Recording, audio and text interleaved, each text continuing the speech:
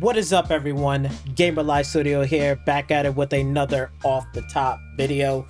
And today we got a lot of things to talk about and cover and discuss because oh boy, it's been a crazy week. From the past couple of days when Steam was dropping out their stuff, we got Xbox stuff we got to talk about, and also including Sony, because I don't think people realize this, but I think Sony is cooked. For real. I don't know what Sony is doing, and honestly, to me, they don't seem like they don't even have a sense of direction in what they're trying to do. They don't know whether they want to take the Apple route or they want to go down to the Android route, because it's been messy. Let's just say the least. It's been pretty messy for them, and it's just going to get even more messy since the past couple of days, with the amount of stuff that's been dropping. And luckily I hold things off because I just heard some information on Saturday that there's a rumor that's going around about Sony possibly might be slowing down or even stopping or pulling their games off of the PC, in terms of Steam, stuff, and uploading it to their launcher. I'm not sure. There's so much things to talk about and to discuss. So again, if you guys do enjoy the video, make sure you like, share, comment, and don't forget to subscribe to my channel, which I really do appreciate it if you do. And let me know in the comment section down below, what do you guys think? But you know how we're gonna do. We're gonna start from the top and then we're gonna work our way down. Because trust me, it's going to start tying in all together. We're going to start putting all these pieces together, what's going on, because again, we got a few grifters out here, and we'll debunk a few things what these grifters are talking about, because clearly they don't they don't have enough common sense. Again, you know how I do. I'm not here to grift. I'm just gonna again, show you the evidence, pointing it out, and let you guys come up with your own conclusion. But at the end of the day, we can see that we're starting to put these pieces together, and it seems to me, to be honest, I don't know what the hell is Sony is going to do, or what they are going to do, because they're getting their ass kicked left and right. They're getting their ass kicked, and I'm not saying Xbox ain't perfect either. They took some L's in the last month or two in terms of again, raising their Game Pass subscription for consoles to from $20 to $30, raising their consoles not just once but twice, which is fucking insane, which it doesn't make any sense, but you know how this goes. So I don't know what the future is holding for Sony. I know what Xbox is going in their direction, but we got a new, kind of a new contender stepping into the ring. And it's none other than Steam. Steam has finally stepped into the ring and really is going to, compete in the market. Everybody's calling it finally the Gabe Cube, the Gabe Cube and stuff like that. So I have watched this video at least about 10 to 20 times. And again, they show off the new controller, which it looks really, really nice. I do like the controller, how it looks. Let me just blow it up. I do like it. It looks really good. I don't know how it's going to feel in the hands, but it's probably going to feel pretty good. So, personally for me, I don't like the PlayStation layout with the two analog sticks together. I like the offset for the Xbox one. That's my only gripe. But other than that, the controller still going to work, plays functionally.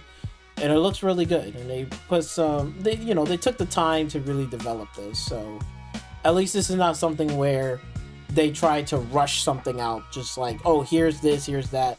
But surprisingly, it's coming out in 2026. That's the big key thing right there. So there's that. We got the controller, right? They got the puck system right here, which is, I think this is really cool.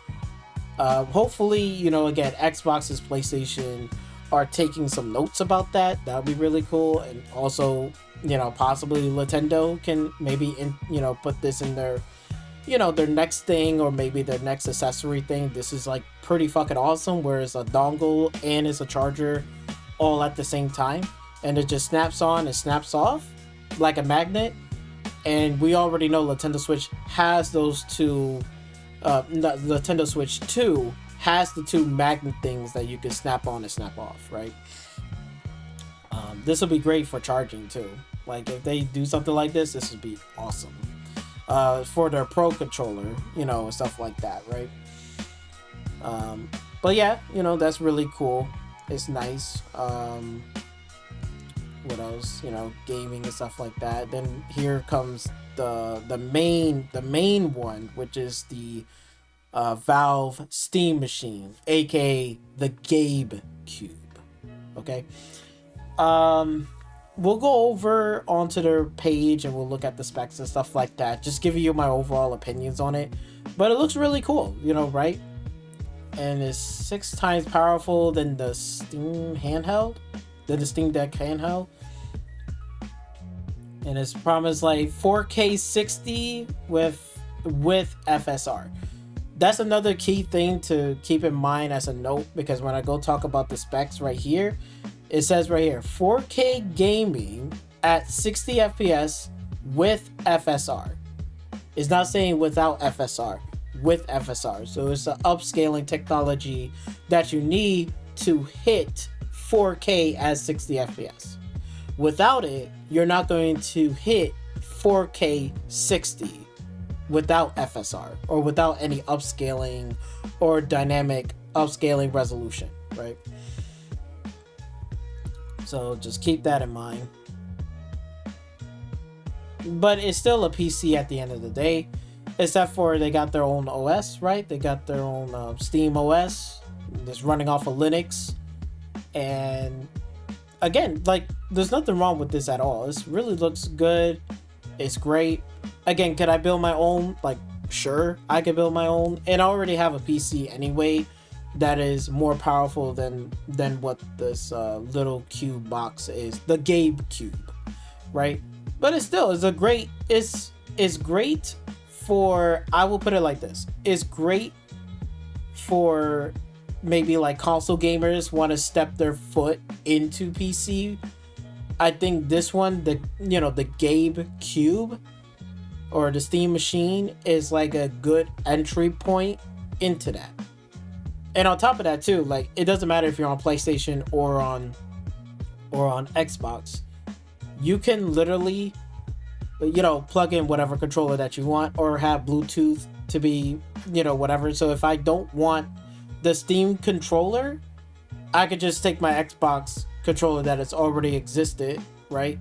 If I want to sell it, I could sell it, keep the controller, buy the Steam Machine, and then use the Bluetooth capabilities that's already in the box, and then I can just connect to it, and then I'm good. And then I can, you know, play my games with my Xbox controller. You could do that for the PlayStation 5 or PlayStation 4 controller if you still have it. So there's that, right? So there's that. So it's not like it's like locked down to like one thing or one system. And I want you to look at that right there for a minute too. I want you to keep in mind, look at what they're trying to do, right? Hold on, let me see if I can go back. You see what they're trying to do right here? You see how they got phones, tablet, you know, laptop, PC, Steam Deck, Steam Machine. And then the next thing they have is the Steam Frame, which is basically VR headset. It's a lot smaller. I don't know how much it's going to cost, but it looks really good. It's smaller, it looks lighter, it looks a lot sleeker, and it's streaming. There's no tethering. You could download the game onto the headset and it's running on OS, and it doesn't have to be VR games. You can also play even like a flat, you know, screen in the VR headset to play like Cuphead or something else, right? Like non-VR games. Or you could, like, again, it's really cool. You could just play it outside and, you know, whatever. And yep, and there's that new I think this is a receiver where it goes into your PC, you download the game, and then whatever video transmit it into the headset for low latency and stuff like that.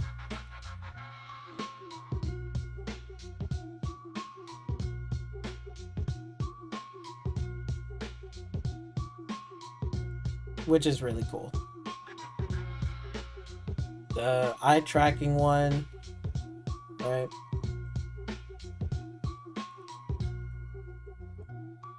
And that's pretty much it. So basically, each of these devices right here, you got the Steam Deck, the controller, the Steam Machine, the VR one. Those are the three that they have right now, currently. You know, like again, I watch it like 10 times and stuff like that. It's good, right? Let's go over here, right, onto their official page, right? So you can see they got the family devices, the Steam Deck, the Steam controller, Steam Machine, Steam Frame. It's going to release in early 2026. That could possibly be in January, February, or March. Most likely it might be in February. I wouldn't be surprised. Or maybe late January. It's going to most likely come out. You know? So, this probably been in the works. And again, you know, just to give everybody a reminder, once upon a time ago, they used to have a Steam Machine, but they would partner with Alienware, with Dell, to make a Steam Machine box. It wasn't even a cube, it was like half the size of this. Like the Steam Machine for the Dell Alienware was like half the size of this. But it was good for the first time that they tried it, but it didn't really took off the way it wanted to. So they kind of went back to the drawing board. They said, let's just do the Steam Deck first. Boom. And then after that, then they started working on the controller, the machine, and the frame. They took the time with that. It seems like they're ready to go, and it's going to be launching very soon. So yeah, so there it is. Really cool. So that's good. You know, we got another competitor stepping into the ring into this. So let's look at the specs real quick. I think you know, people want to know about the Steam Machine specs and specifications, right? You know, running games and stuff like that, right? And right here, and it also says right here, and it's a PC. So yeah, so you could do whatever you want. You could run Windows 11 on here if you want, if you don't want to run off of Linux. So if you one of those type of people that do want to play, like, again, that's one of the downsides about it when you're talking about Steam, you know, SteamOS, where they have their own operating system and it's running off of Linux. If you do, like, you know, again, Call of Duty, Battlefield, you know, like games that has these anti-cheats, is not going to run or work on the Steam Machine, on SteamOS, on, you know, their SteamOS. It's not going to run. Like Grand Theft Auto, like has their own kind of anti-cheat, whatever. You can play the single player game of it, but you can't play the multiplayer online because of their anti-cheat. However, even if you did brought this device, right? Like, let's say if you did brought this device, this is not a useless hunk of cube, because again, it tells you right here on the top that it's a, well, sorry, not at the top. It's going to tell you clearly, and it's a PC. So it's still a PC at the end of the day. So if you don't want SteamOS running on this cube and you want to run Windows 11 and install it, you absolutely can, and the device will still work. All you have to do is just update the drivers, do all that stuff. However, at the end of the day, once you get all that running, you can still download applications. You can still, you know, do stuff, download stuff. You want to, let's say, for example, you want to play that Battlefield 6 online. You want to play Call of Duty online, right? You want to play Grand Theft Auto online. It's going to work because you're basically uninstalling, you know, uninstalling the SteamOS, right? And then installing Windows 11, and it's going to work perfectly fine. So you could do that if you want to. So the sky's the limit. You could download Bazite, you could download SteamOS, you could download Windows 11. I wouldn't be surprised that is possible that you can even download Mac OS. You could run Mac OS software on a Steam Cube. I'm pretty sure you could do that, right? The possibilities are endless, so you could do whatever you want. And on top of that too, one of the great benefits about this, there is no legions with, with Xbox, PlayStation, Nintendo. There is no legions with this device. This device is completely a standalone thing. It's on its own, right? It's not a PlayStation. It's not an Xbox. It's not, a Nintendo, like a Nintendo Switch. It's its own thing. So you could run pretty much whatever game you want. You want to download a PlayStation game like Spider-Man and put on mods? You could do that. You want to download Starfield and play that and put mods on there and run Mod Organizer 2? You can do that, right? You can, if you want to download your music and stuff like that and play a game at the same time with the music overlay, you could do that, right? The sky's the limit, right? You can do a whole bunch of stuff, which is really, really cool, right? To say the least. So, and again, it's still a PC. Like, you could run OBS, you could run, like software, like editing software. Like, I guarantee you, this device, you can record gameplay, edit the gameplay, and then upload the gameplay all in one box right there. Like, it's not like a console where a lot of people, what they do is they record gameplay from an external, recorder, right? They plug it to the TV to plug it into the laptop, and then they press the laptop to record, and then they on their console playing the game and stuff like that. There's none of that. All this device right here can easily you could run the game and have OBS in the background recording your gameplay. And then once you're done, you can still edit the video clip and chop it down, whatever you want to do. And then you can re-upload it on YouTube, because since it's a PC, you can upload it and you're done. There's none of that the middleman stuff. It's cutting the middleman and basically saying, I don't need an external laptop to connect to an external game capture card to my TV towards my console as I'm playing. There's none of that. That's all been completely cut. All you have to do is just start up the game, run OBS in the background, click record, let it do its thing. You playing the game. Once you're done with your game section, you can turn off the game, stop the recording, save your clips, edit it, and then re-upload it right there on YouTube. Because it's a PC, you can go on youtube.com and then just upload it onto your YouTube channel. Very simple and easy. All in one box, which is pretty fucking cool. So again, and it's also, it's great for streaming. So you can stream it to your VR headset, you can stream it to your, handheld, which is really cool.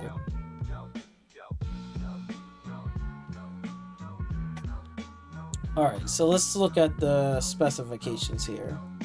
Got your Type-C, which is really awesome, which Type-C can open up a number of doors. Like, let's say, for example, if the GPU is really weak in there, and you're like, oh, if I get an external GPU, plug this into the Type-C, download the drivers, you can make it even more powerful if you want to.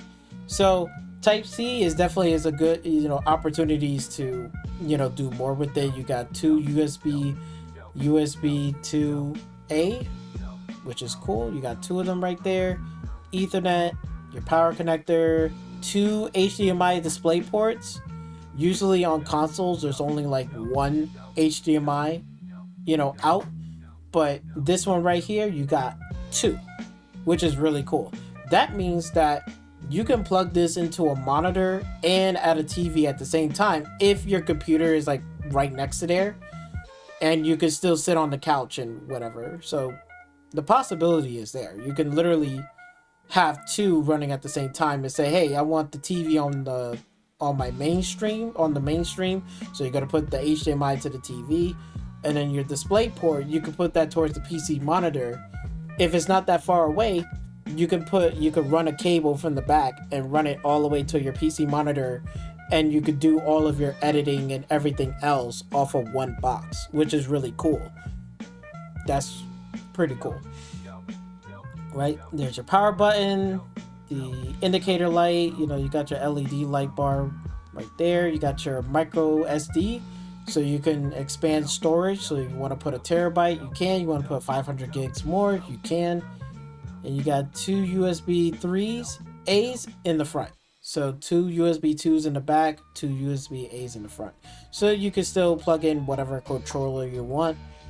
PlayStation controller, Xbox controller, wired or wireless. You could connect to Bluetooth, or you could, you could use this and put the receiver on the back, and it will still work. So there's a lot of cool stuff, and also this will unlock the possibilities that where you don't have to be tied down with peripherals. You can literally use whatever peripherals you want on this device. So let's say, for example, you got Sony headsets. You can have Sony headsets and have it Bluetooth connected to this if it allows you, which it should. But if it does, then you can use the Sony Bluetooth headsets connected to the Steam machine. And let's say I don't like the PlayStation controller because it dies too much.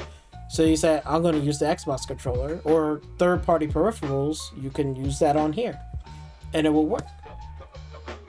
So it's not like where, again, Xbox has their own peripherals that will work for that peripherals, and then PlayStation has their own peripherals that will work only for PlayStation in that console. This right here, it just opens up a whole bunch of new things. Or even like headsets that are not really supported onto either of these consoles, but you still want it. Let's just say, for example, maybe you got some expensive Sennheiser headset or whatever, or even like a mod mic or whatever, and you're like, hey, I got a mod mic and this really nice headset, but I can't connect to either one of those onto this console. But you can use it for this right here because, again, this is still a PC. It has no legions, and you can plug in and put in whatever you want on here, which is really cool. So going down to the specs, right now, this is the part where, when I was reading the specs and I see it, it's not like I'm disappointed, but I understand what they're trying to do and try to save costs, right? However, remember what I was saying before earlier, right? Where I think it was about right here, right?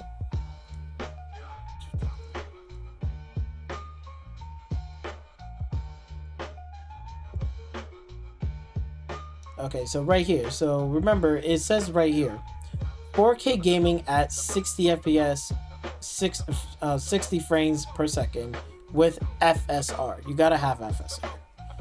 Now, when I seen that, and then when I look at the specs, I can understand why, right? The CPU, again, it's a semi-custom Zen 4, 6 cores, 12 threads. That is the equivalent to a Ryzen 5, right? 6 cores, 12 threads. It's not to the equivalent of a Ryzen 7, right? Ryzen 7 has 8 cores, 16 threads. So we're dealing with a Ryzen 5, which is fine. It can still play games and do your everyday task, right? And then the GPU, right, is, it's semi-custom RDNA 3, 28 compute units and stuff like that. I think it's around like a 76M mobile chip. So it's like a slightly step down. 76 graphics card. I'll probably get myself confused, but when I saw this, right, and then it's gonna have 16 gigabytes of RAM, which is fine. I think you can upgrade the RAM, but I don't think you can upgrade the GPU and the CPU. Those are not modular. I can't even talk. I can't even talk. Those are not, basically those are solder on stuff. So basically the CPU solder, the GPU solder. So you can't take those out and change it, whatever. You can change the RAM. Now here's the thing though, the reason why you're probably going to need that FSR in that upscaling, not only because the CPU is like the equivalent to a Ryzen 5, which is 6 cores and 12 threads, but it's only going to have, for the GPU, it's going to have 8 gigabytes of DDR6 VRAM, which is 8 gigabytes of VRAM. So be expecting that games are probably going to hit between high to medium settings. You might have to turn it down low depending on how demanding it is. Like again, if you're talking about Cyberpunk 2077, most likely is going to be on low to medium settings most of the time, with upscaling technology for FSR to get a 60 FPS. Okay, is it every game? No. Like I think, like again, if you're playing like an easy game like Starville Valley, right? It's like easier games to run, like older titles like Nier Automata can easily run at high settings at 60 FPS without a problem with these specs. This shouldn't be a really big issue, right? But in terms of like like running Cyberpunk 2077, running like the next Grand Theft Auto 6, like let's say if it does release on the PC, right, and Steam, you can play it. This right here, I think it's most likely going to be between low settings, upscaling with FSR, just so you could play Grand Theft Auto 6. Grand Theft Auto 5 shouldn't be a problem playing on these specs, but Grand Theft Auto 6 will be a challenge for sure. You know, or like Stalker 2, you know, you might have to put the settings down on low and upscale it. That's another one. So again, it's not terrible. It's okay, but it's not nothing like something like it's groundbreaking, like, man, these specs right here is going to destroy the PlayStation 5 and the Xbox. No, it's not. However, if you really sit here and think about it, you got more freedom to do what you want on here, unlike these consoles, right? The console's only going to give you 2 modes, right? Performance mode and 4K 30, whatever, right? On this device, you don't have to worry about any of that shit. So if you want to run a game at 1080p 60 with resolution like that, you can do that for every single game that you want. There's nothing that's stopping you from doing it. Because personally, right, if consoles was like that and gave me the freedom to lower down settings, to be honest, I wouldn't even run a game on a console that is 1440p. I'd be most likely be just running the games, mostly all the games, at 1080p 60 most of the time, and with like probably a bit of upscaling technology to it. That's what I will be running the whole time. I don't care about 4K 1440p. I can care less, right? You know, it's not really worth it, especially like, again, it depends on the game that you want to play, but is it really worth playing, you know, like, again, like 4K, you know, playing, I don't know, let's just say Silk Song? Like, no, I don't think it's worth playing 4K playing Silk Song. It's more worth it when it's like, okay, 4K 60, I'm running GTA 6. 4K 60, I'm running Cyberpunk 2. Right? Like these big AAA titles that really looks good, that's worth, you know, you want to bump up the resolution of 1440p or even higher. But if you're running like shit like, again, like, you know, Fallout 4, right?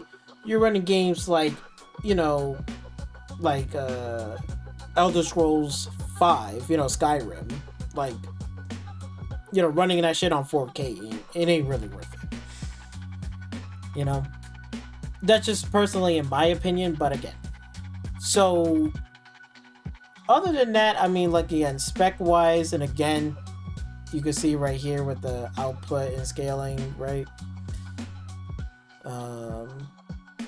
Yeah, it's running SteamOS 3 Arc base. So basically, like, again, you could like easily uninstall the operating system, and you can run Windows 11 or install Windows 11 if you want to. So it's really not a use. It's not a useless box. It's just a companion box that where it will step away from your monitors if you just want to be on your TV, but still get the PC-like experience. But I'm not trying to go like ham. I'm not trying to record. I'm not trying to whatever. I just want to play a game and have fun and relax and spec it. Like change the settings the way how I want to. This is great. This is perfectly fine. It's a great entry point. I was watching Gray Guardian. He did his video talking about this, and I even said on his comment section, I said, look, this is a good starting point for him, like if he wants to get into PC gaming, because he wants to get into PC gaming as well at some point, and I think this would be a good entryway for this to start with. And then once he gets good at it and then he gets comfortable with it, then he can be like, hey, I can install like Windows 11, and then I could play games online or this, or if he's ready to jump up to an actual like gaming PC build, like then he knows what to do. Like he ain't gonna be as lost. It's gonna be very easy for him to deal with it. So there's that, right? So it's not terrible, right? But it's not like it's going to dominate over both of these consoles, whether it's the PS5 and Xbox. This hits pretty much right in the middle, little bit under, but it's not bad at all. I think it's a good starting point for, like, again, if you're coming from PlayStation 5 or Xbox and you want to dip your toes into PC gaming without investing into a lot of these parts and stuff like that, this right here, the Steam Machine, is going to be a great starting point, moving forward. But that's only if you can live without playing, again, Battlefield 6 online or, whatever. But, like, again, even if you did get this box, you can still uninstall the OS. And if you want to install Windows 11 to play Battlefield 6 online and Call of Duty, you can. You can do that. Because it's like, again, it's a PC at the end of the day. And we don't know what price this is, so we're going to have to wait and see how the price is going to be. But I'm pretty sure the Steam Machine is probably going to be about $500, $600 at most. Maybe $700. That's where I'm going to see for the Steam Machine, that's where it's going to be at. I don't think it's going to be, like, super cheap. Like, oh, yeah, it's going to be $300, $400. I don't think so. From the specs and the technology that they're putting into this, I'm pretty sure it's about between $500, $600, $700 at most, for sure. So those are my thoughts about the Steam Machine. I'm again, I'm not like, like, again, I'm like, I'm impressed by it, right? It's good, right?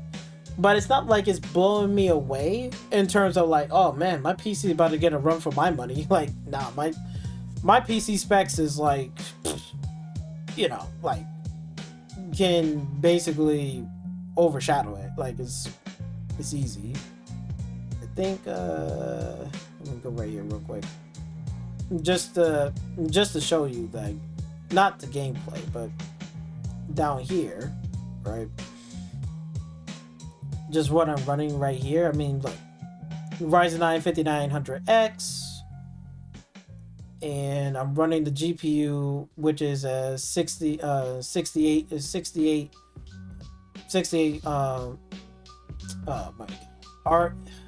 AMD RX 6800 non-XT, 16 gigabytes of VRAM. That is more. I don't just got 8, I got 16. That's doubled, okay? And then I got 64 gigabytes of DDR4 Corsair Vengeance RAM that is going up to 200 megahertz.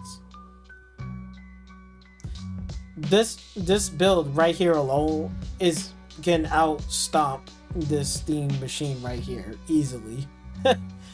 And on top of that too, just real quick before I move on,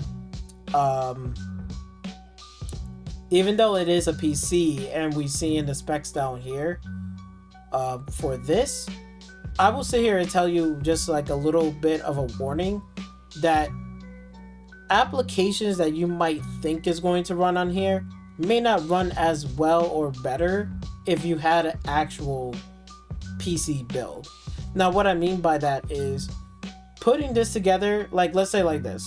If you know DaVinci Resolve, right? If you know that program, like it should able to run this, but I would personally not run it, not with these specs. Not with like 16 cores and 12 threads, and then you only got 8 gigabytes of DDR6 VRAM. And it's like pretty much running on a low end GPU. It's not really in the middle or the high, it's really running on the low. It's not extremely low, but it's running low. So personally for me, I'll be running like applications that are like more light and easy. Like OBS is going to run perfectly fine to record and stuff, but in terms of editing, I wouldn't even want to download DaVinci Resolve to do my editing. I might have to download either Filmora or some other light editor one. Even I think CapCut is going to run better with these specifications than you trying to run like DaVinci Resolve with these specifications. And again, it all depends like how much are you willing to edit. Like you're trying to change colors, you're trying to add this. So if you're just running stuff that is really easy, straight to the point, then you probably CapCut will be your best bet, or Filmora, that'd be your best bet. Definitely not DaVinci Resolve. So I will be a little bit hesitant in terms of some applications that you're planning on downloading and stuff. Like again, I think you could run Mod Manager, like Mod Organizer 2, and run mods, but don't expect to run mods like overdo with mods. Like especially if it's going to eat up a lot of this right here, which is the VRAM, which is your GPU. This right here is when it gets eaten up, you're going to start seeing stutters, slowdowns, and stuff like that because the VRAM is being used up. So either your graphics settings are too high, or you have a mod that's downloaded that even though your graphics settings are low, but there's a mod that's causing eating up and chewing up a lot of VRAM.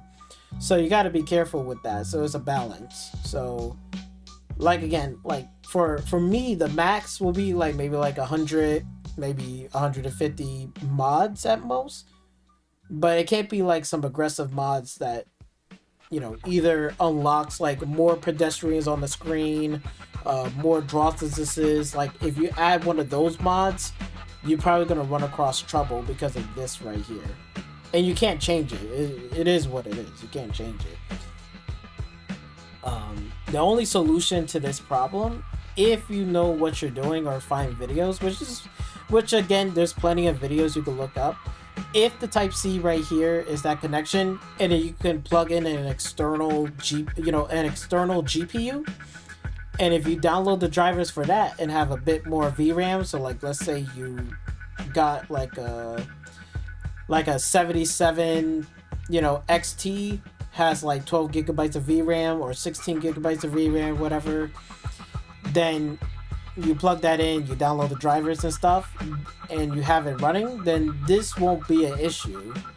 Then I might safely say, okay, you possibly can run DaVinci Resolve, but the only thing for that, it'll be the CPU. I'll get one more powerful. But you should be able to run stuff pretty damn well, and add more mods if you want to, crank up the graphics settings if you want to. without again, without using FSR too much, but most likely you're gonna have to use FSR in most games. Like newer games, FSR, yes. Older games, like much older games, probably not so much.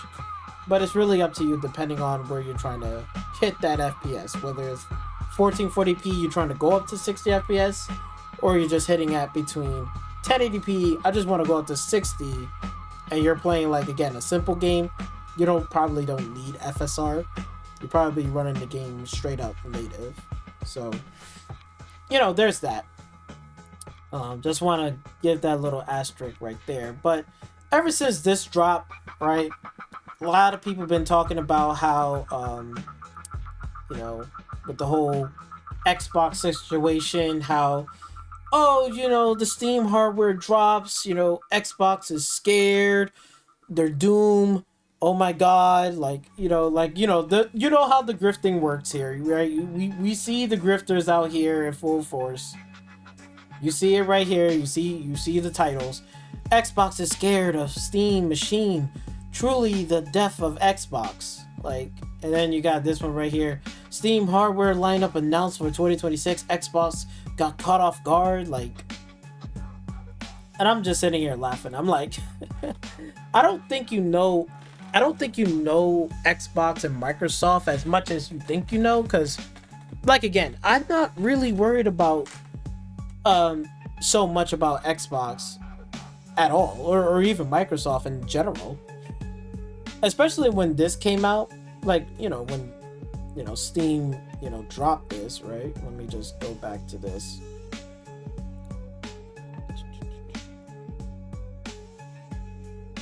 Right, let me just go down here. So ever since Steam dropped and announced these devices, well, they didn't drop it yet, but it's going to be coming in 2026. But they did announce this, right? The first, and then I'm reading these titles and I'm just sitting here cracking up laughing because I'm like, Steam is not, Microsoft and Xbox are not scared. I think they have forgotten that Microsoft, right, is a software company first and foremost. They are software based. So how the fuck are they scared?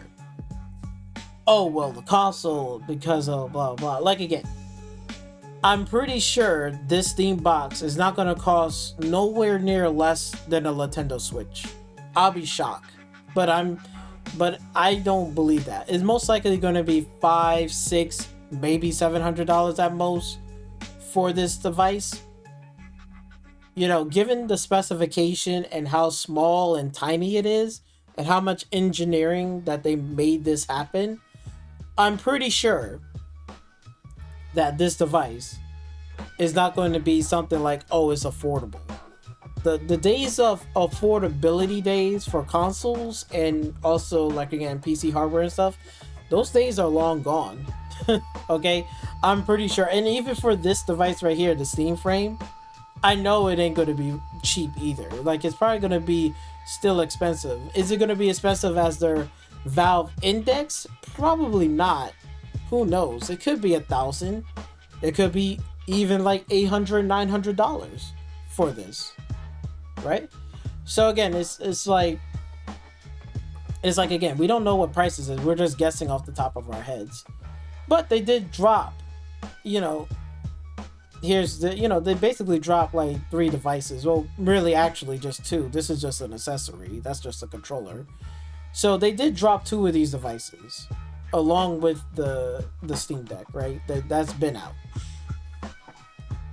But I don't think they have no idea. Again, Microsoft is a software company, and they also produce and make hardware.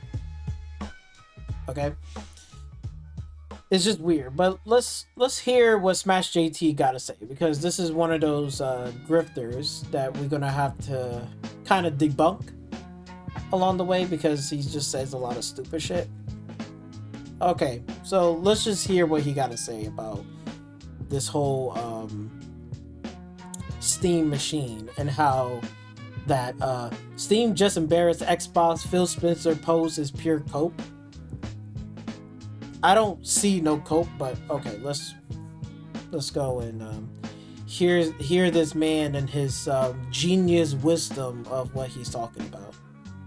Phil Spencer is coping pretty hard right now, and there is literally no coping, because if I read it right up here on the top, it says right here, gaming moving forward when players and developers have more ways to play and create, especially across open platforms, expanding access across PC, console, and handheld devices, reflecting a future built on choice, core values that has guided Xbox vision from the start as one of, whatever.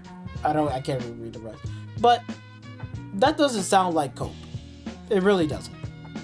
Getting chewed out by gamers left and right because people see right through what's happening right now. And Steam is eating Microsoft's lunch with their no announcement of the Steam hardware.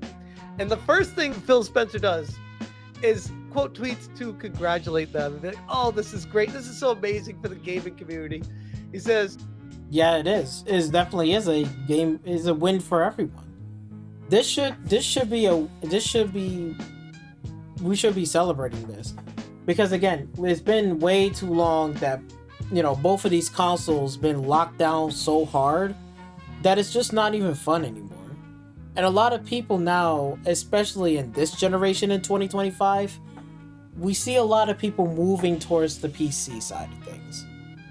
They're not about console anymore. Their consoles are slowly but surely are fading away.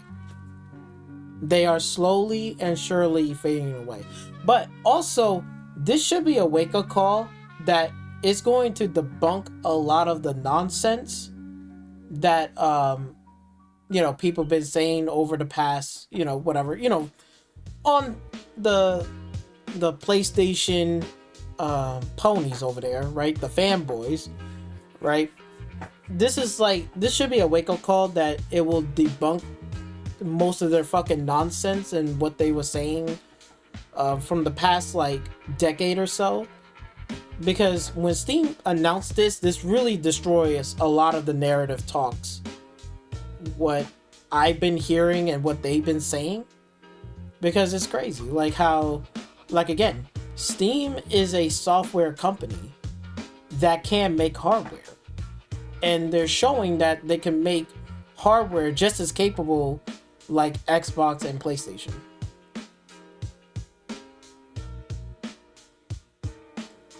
Gaming moves forward when players and developers have more ways to play and create, especially across open platforms. Expanding access across PC, console, and handheld devices reflects a future built on choice. By the way, Phil, you lost me, bro. This guy used to at least pretend to be a gamer. This is all corpo jargon, corpo speak. What even is this? Stop it. Core values that have guided Xbox's vision from the start.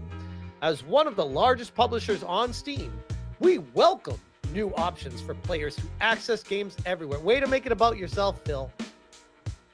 Yeah, we welcome new options for players to get access games everywhere. Congrats on today's announcement. I don't see what's so bad or cope about it. Because you couldn't do this, so you just got to try to make it about yourself? Wait. He said you couldn't do this?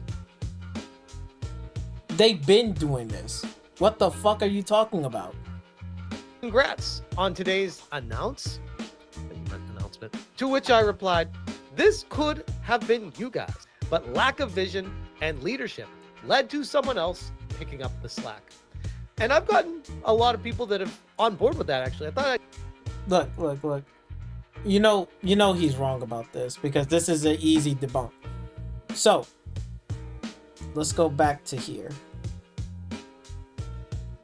He says right here, this could have been you guys, but the lack of vision and leadership led to someone else picking up the slack. Make it about yourself, Phil. Because you couldn't do this, so you just got to try to make it about yourself. congrats on today's announce. Make it about yourself. Stop it. Dart. As one of the largest publishers on Steam, we welcome new options for players to access games everywhere. Way to make it about yourself. Yeah, we welcome new access to Steams everywhere. All right, so let's go debunk that part where he says down here, saying this could have been you, whatever, right?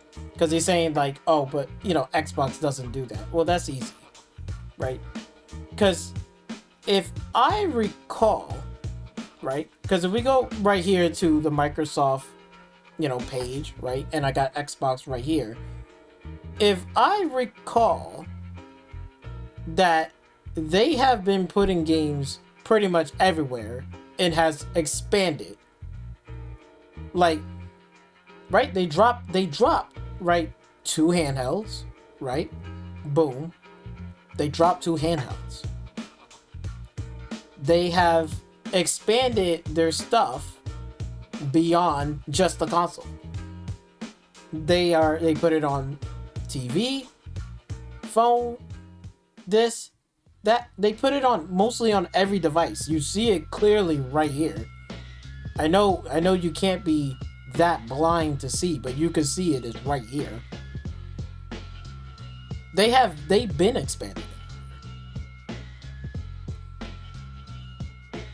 If we go right here to the FTC leaks, right, with the whole ABK deal that happens, and here's the documents right here, roadmap 2023.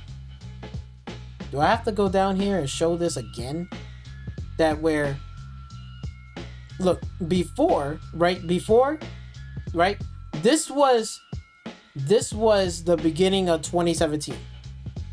This is how it was. 2017. Like, before the series, this series console came out, it was the Xbox One, the One S, and the X. And then they then started porting games to PC, high-end PCs, right? Then, when it got to the launch of it, right, they started laying down the groundwork. They have expanded outside of this console, right? You could play Xbox games on a browser, mobile, and Android, which is absolutely true.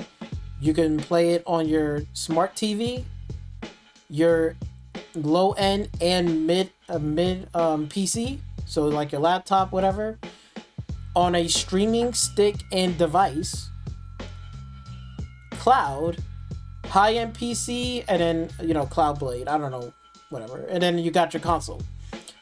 So, from 2017, from a while back, to when it gets closer to the next consoles, right, which is the Xbox Series S and X, they lay down the groundwork from all those years ago.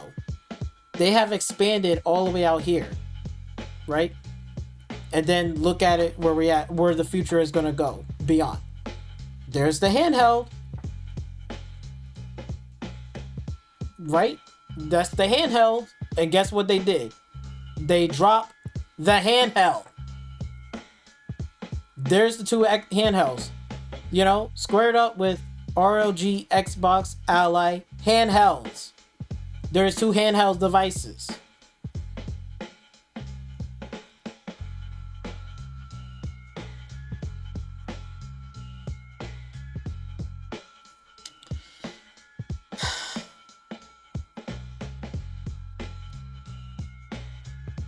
Sarabon, take it away. Yeah, the rumors are that the next gen console will be almost more like a gaming PC in a lot of ways. That'll next gen console, a gaming PC. Be super high powered. I don't know if you can speak to that at all, but I mean that would be helpful for me because there's a lot of like PC games I'd love to play, but like I said, getting the barrier of entry seems like it's really high. So if there was a console that could kind of be a gaming PC and console in one, like that would be helpful for me. I don't know what you can tell us about the next gen console. Any? Can you tell me the next gen console? So they're making console. Well, I can tell you you're right, but the next... I can tell you are right. Do you not hear that? So when we go back right here to this documentation, handheld, check. Next gen consoles. What she was said again? Next gen console. Console? Any? Well, I can tell you're right that the Oh, you're right. next gen console is going to be a very premium, very high end curated experience. You're starting to see some of the thinking that we have in this handheld, but I don't want to give it all away. Okay, so we can go back on here. Confirm, and they're going to be making a next generation console. Confirm. Check. Check. And they also expanded all of this stuff right here. It's on their page. Like, you can see it right here. Phone, laptop, handheld, consoles, TV, VR, and PC. Hello? And the next gen console is going to be what? A console hybrid PC. Sarah Bond has already confirmed this. Microsoft is a software company that has what? Windows 11. Oh my god.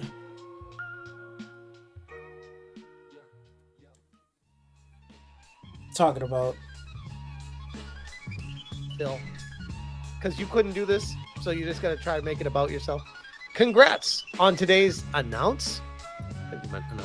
To which I replied, this could have been you guys, but lack of vision and leadership led to someone else picking up the slack. And I've gotten a lot of people that have on board with that, actually. that is such a dumbass take. Because, like, again, we can go back up here to the video that they shown. Remember this part right here? Let's go hear what they gotta say. I want you to look at this and listen and pay attention. To your phone, tablet, laptop, Steam Deck, or Steam Frame. Do you not hear that? Hold on, let me back it up. Back it up with your music. Phone, laptop. Oh no, wait, sorry. Phone, tablet, laptop, your Steam Deck. So they also expanding outwards too. Just like how, oh yeah, Xbox been doing that. They've been doing that. They've been doing that. What the fuck are you talking about? They have it on browser, mobile, and Android. Like, again, Apple and Android.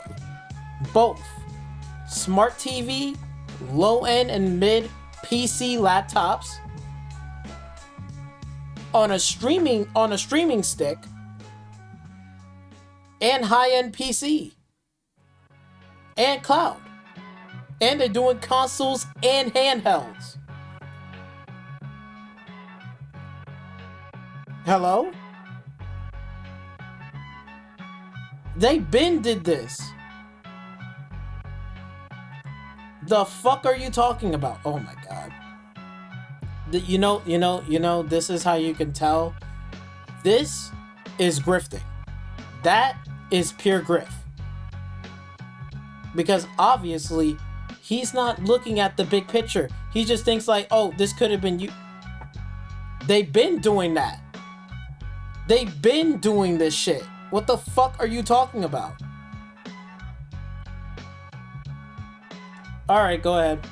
Thought I'd get a lot more pushback, but John Gastaldi says, You should have gotten a lot more pushback, but you know, of course, people out here are very uneducated. And that's why I'm here making this video, so we can educate people and say, oh, wait a minute. Microsoft and Xbox are not behind. They've been expanding. There's the documents right there. Everything is checking off the list right here. Did they drop a handheld? Yes. Did they confirm that they're going to make a next-gen console? Yes. Did they expand all the way through? Yes. We see it right here. The fuck? Oh my god. I swear, Smash JT is just another big fucking idiot. For real. Just a fucking idiot. This is final nail for Xbox consoles. It will play all their games without having to deal with Microsoft and cost less than that PC Microsoft will call a console next gen. Yep, 100%. We already had Sarah Bond going on in an interview trying. But again, you know that these specifications right here, especially this, is not really all that great. This is not a box that's going to take down the current gen consoles right now. It can't even do that. It's literally a Xbox Series S Plus. That's pretty much the best way. It's not going to overtop the PS5 and the Xbox Series X model, but it's not so underpowered like the Series S. It's a S Plus. That's pretty much, somebody said that, but that's pretty much the best way. So pretty much is right in the center, in the middle between both of them. This does not have like really all that good specs, to be frank here, right?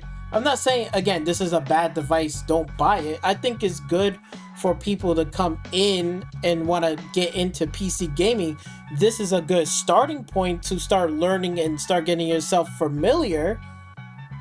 Like, it's a great entry point, it's a great starting point. However, in terms of the specs on here, the specs for me, because I've been dealing with PC longer than anybody else, right? Because, like, again, I have a PC. I'm running this on a PC. I'm running Windows of fucking 11. Shit, wait, what? Do you want me to show you? Like, look, I'm running Windows 11 on this bitch. So I've been dealing with this for quite some time. With updates, stuff like that, right? Dealing with, you know, like, again, the Windows Store, right? Downloading stuff, updating stuff, right? Like, I know what to do and know how to do it.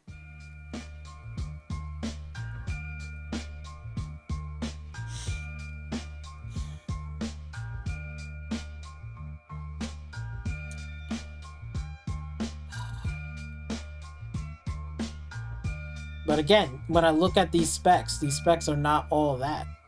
They're not even powerful than my PC right now currently. And my PC hardware, this is not like running like the latest and greatest new hardware. The GPU is literally 2 generations behind. Right now, currently, they're on a Ryzen 9000 series. I'm on the 6000 series. That's 2 generations old. I'm 2 generations behind. I have a 6000 series graphics card. I'm on the AM4 platform. Okay? I'm not on AM5 platform. I'm on AM4. That's a generation behind. And I'm still running games and I'm playing games. But again, when we look at the specs for this, it's not really all that in the bag of chips, to be honest with you. It's fine, it's capable to run programs and stuff like that and play games. But like, again, you're going to need that upscaling FSR technology. You're definitely going to need it.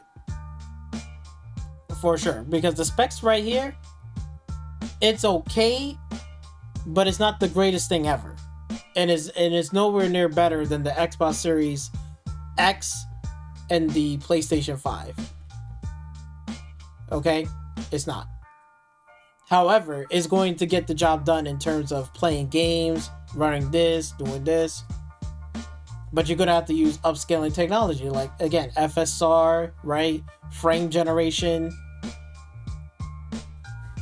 You know? So I'm pretty sure that this Steam Cube, this This ain't gonna be like, oh yeah, it's gonna cost like $400. No, I personally, like, again, it could be $500, $600, $700. I guarantee you. For real. If it was like $300, $400, we would have had a like a Ryzen 3. 4 cores, whatever, 8 threads. That would be like maybe like $400, $450, maybe $350, $80 or something. But when you're talking about like a 5 and then you got 8 gigs of VRAM, yeah, you're talking about between like $500, $600, maybe $700 at most.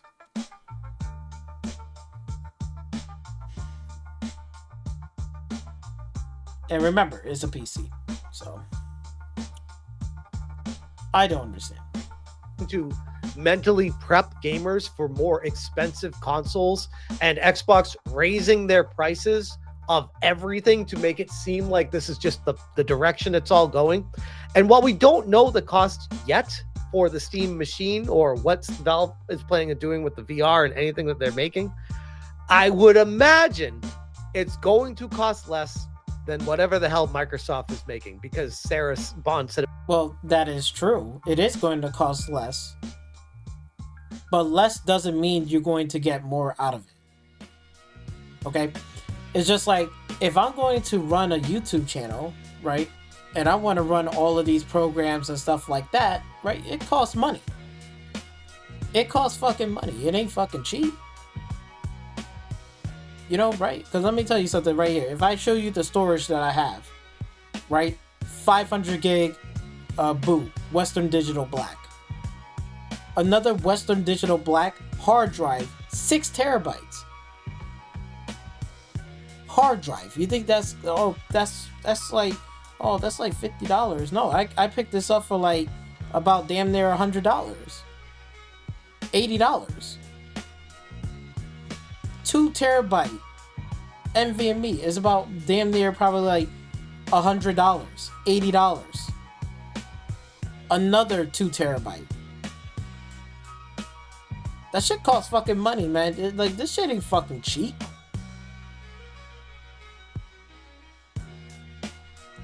Like, what are you talking about? You think this is gonna cost less? I'm pretty sure it's gonna cost more. It ain't gonna be like $400, $300. I think it's gonna be most likely between $500, $600, $700 at most. Just for this device. It's not cheap. It got and again, we're looking at the specs, right? If I'm gonna spend money, right? It's different. Like, this device is only targeting for people that are not familiar with PC. That's personally what this device really is all about.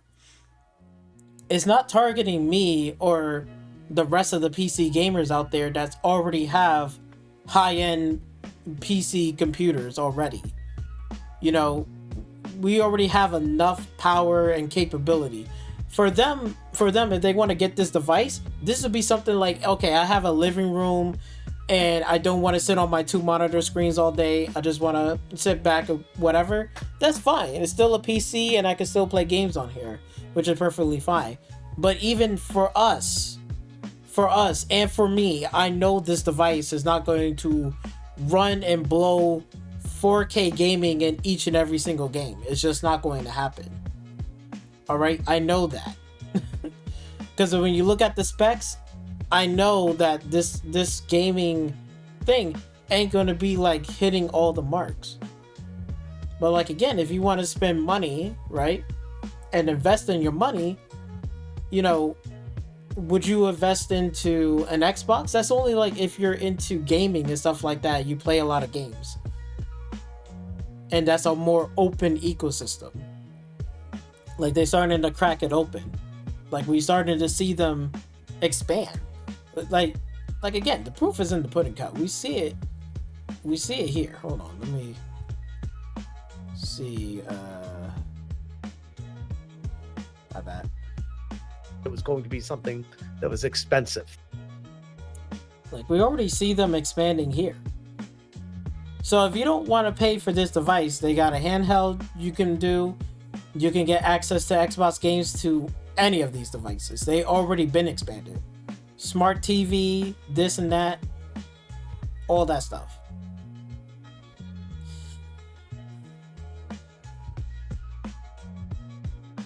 I don't understand, people.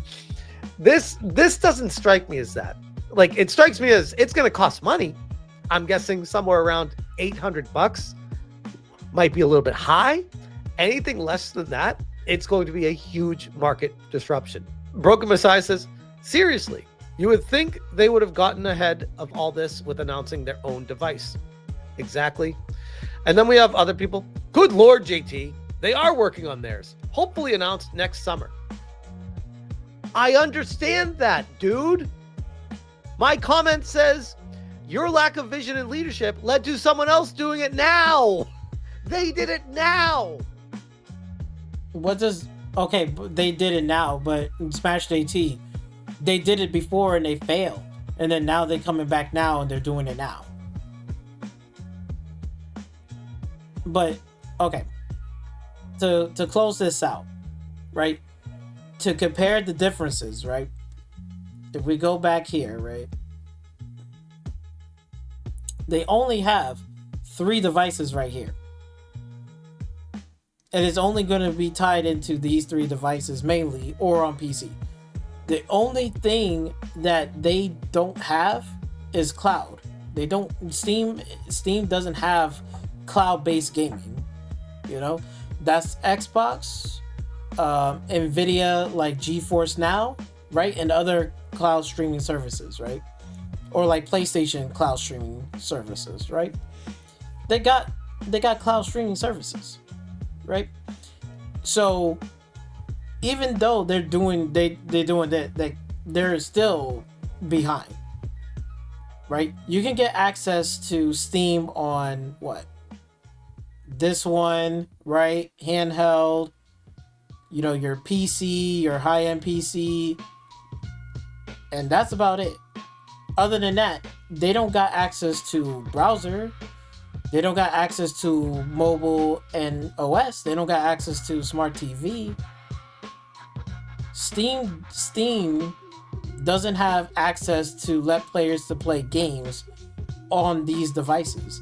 Like, I can't just, you know, like, again, download Steam on my OS, for example, and say, okay, I downloaded the Steam app and I can purchase games, but I can't play games off of that. I need a PC or a Steam device or whatever it is, whether it's a laptop, a gaming laptop, a high-end PC, or any of these devices, or whatever handheld that you have. I have to have access to Steam and download the game to play it. And remember, Xbox and Microsoft are a software company. Therefore, they can do cloud streaming. That's why they can say, hey, if you don't have the greatest whatever, high-end or low-end, whatever, let's say you're running games off of a Chromebook, which is terrible. But if you still want to play games, you can play games right off the browser, which is true. You can cloud stream games on your mobile and Android, which is true. You don't need a big fancy device. If you already have a cell phone, you can do that. If you got a smart TV at home, you want to cloud stream the game from your smart TV, you can't. You can't do that on Steam. Right? You can download Steam, but you can't download games on a smart TV and just play the games right there on your smart TV. Unless your smart TV has a built-in laptop, like a gaming laptop inside of the TV, then it's possible. But guess what? It's not. You know? It's cloud streaming. Boom. You know, I can like, again, you could download Steam on a streaming stick or whatever Roku box, but I can't play games off of that Roku box. It doesn't have graphical capabilities. But Xbox says, yeah, no, if you can't download the game because this box doesn't have graphical power and shit, you know, like a CPU and GPU, hey, don't worry, we can just cloud stream the game onto the Roku stick.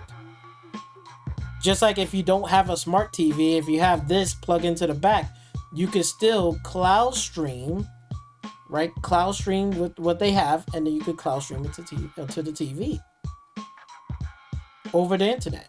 It's no different from the PlayStation Portal. So if the PlayStation Portal is allowing you to have access to stream games on their PlayStation Plus whatever subscription service, they're cloud streaming it and streaming it straight to your Portal device. You can't download the game, but you can still stream the game over the internet. You can do that. You know? So, again, you don't need a PS5 for that. You can literally go without a PS5.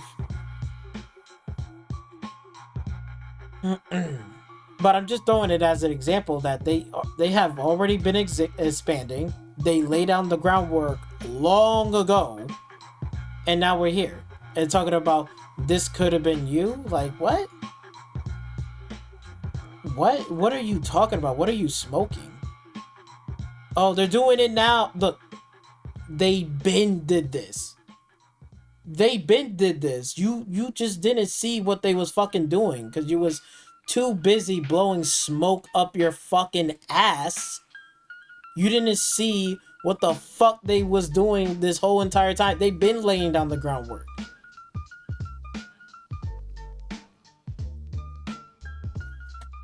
God.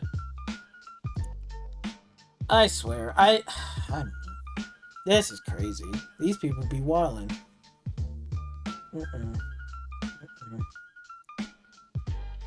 But again, that's the whole thing. Like, it's like we need to debunk some of this stuff because, like, again, it's like some of these people are just like, I don't know where their brain is at, but they're just acting so fucking stupid.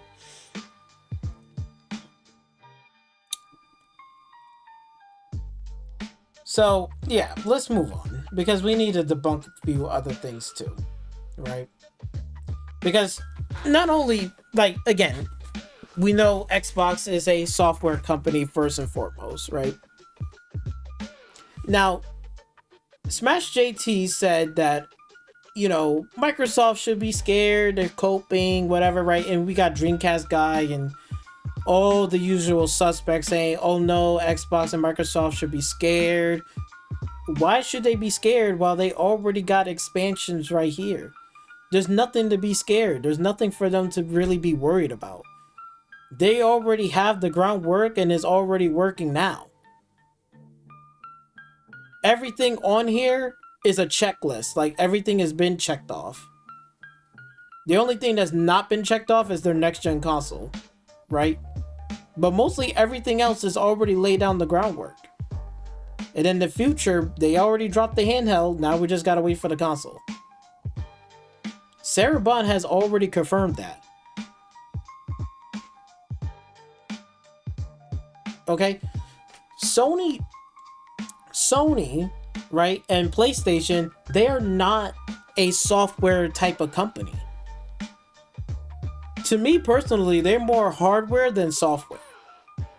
Their software is lackluster.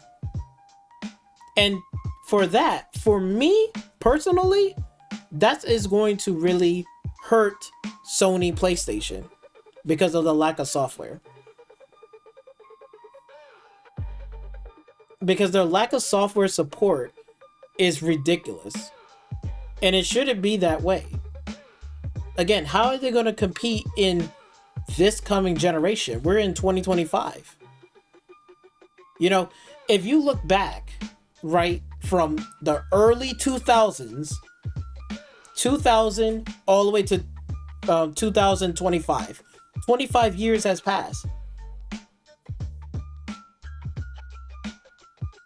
Who's here and who's gone, right? Everything that you look around you, right?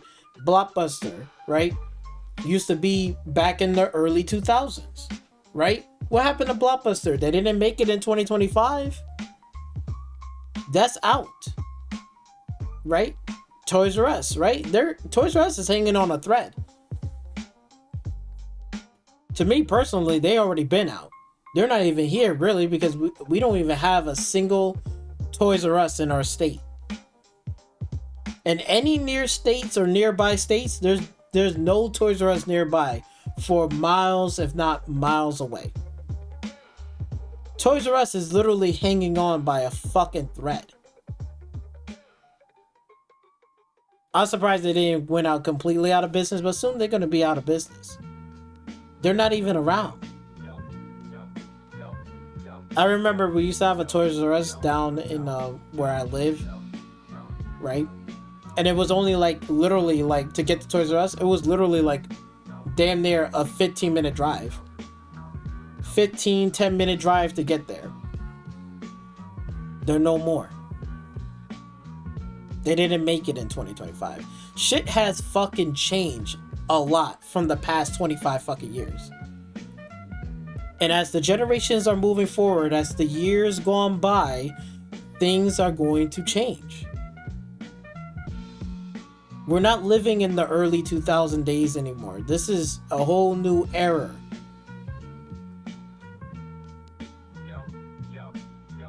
It's a whole new generation. I don't know how Sony is going to get PlayStation to be up into that generation. They can't get up there. Especially with some of the stuff that they are doing. Look. This right here, they're prepared for the future. The future been here. Look at this. Right here. Consoles, down here, PC is growing. And that is true. Cloud is going to be that future. Smart TV, streaming sticks.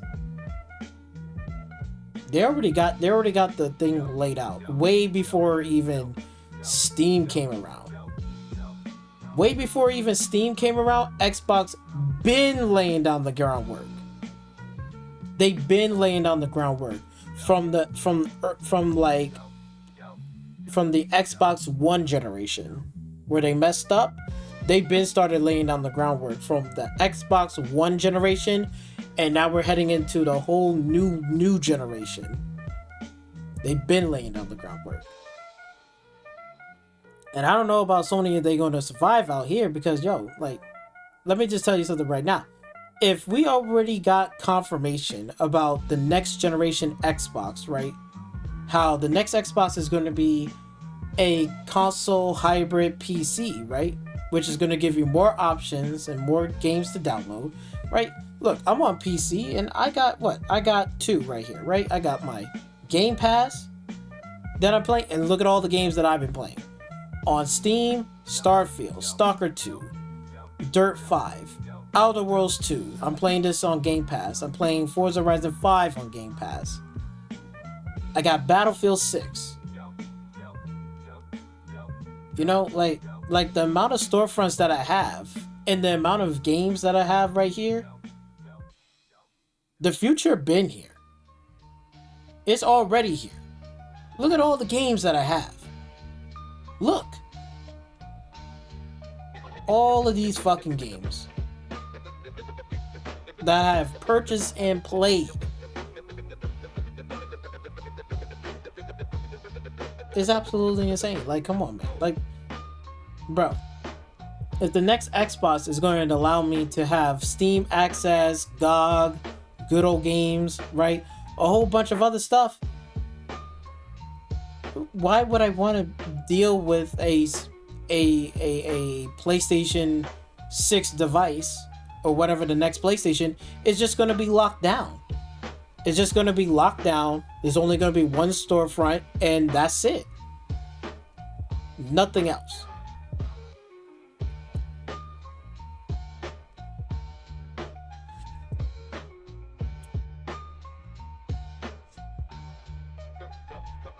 We're talking a lot about the hardware, devices, but when we think about those pivotal gaming moments, like I mentioned Halo, or I remember playing Myst, with my dad. Yeah. Oh my God, Myst was good.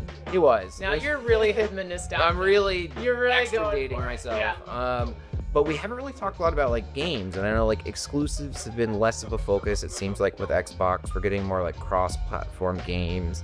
Where do like big blockbuster, exclusives fit into this, if at all, or is it kind of evolving past that place? We're really seeing people evolve way past that. Like the biggest games in the world are available everywhere. Yeah. You look at Call of Duty, you look at Minecraft, you look at Fortnite, you look at Roblox. Like that's actually what's really driving community in gaming. That's where people gather, they have experiences. And the idea of locking it to one store or one device is antiquated for most people.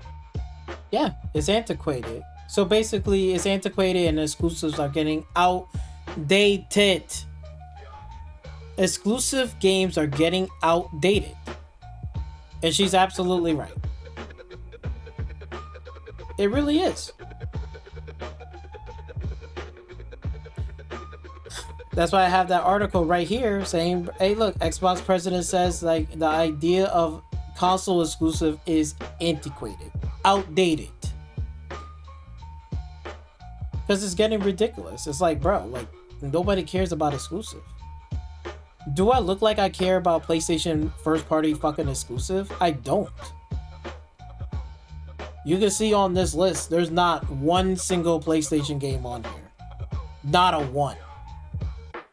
Whether PlayStation is going to stay on this platform or not, I can care less. You know why I don't care? It's because when they put out games, and then if I go and play it, guess what? I'm waiting for a sequel, and they don't do shit about it. They don't make sequels to games that I like. That's why I'm sitting there saying, you know what? Exclusive doesn't matter. It's all about the games that what you're making, and are you going to put sequels to those games? Because if you're not, then I'm going to care less about your product. Period. Because it's getting ridiculous. And like again, I personally think Sony is cooked. Because we see, like again, Microsoft is expanding. They're out here. And then now Steam is coming into the fray. Microsoft is a first and foremost a software company. First and foremost, that can make hardware. You know that Xbox can make hardware, right? Here comes Steam. Steam is a software company first and foremost. I guarantee you, back in the early 2000s, we never thought Steam was going to make hardware and accessories to hardware on their Steam store.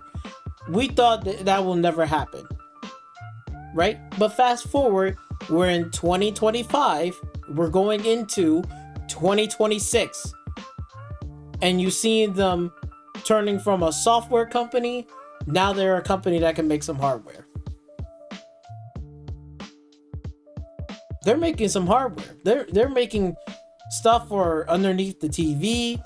You got VR, and you got a Steam. And you know what the other thing that all of this shit has in common?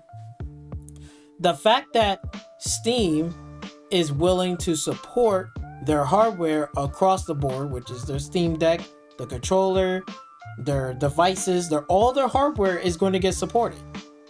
They already built a foundation of their software OS, which is the SteamOS, that is running Linux, right? And it's also an open platform, an open ecosystem on the PC ecosystem. It's open. Open PC ecosystem.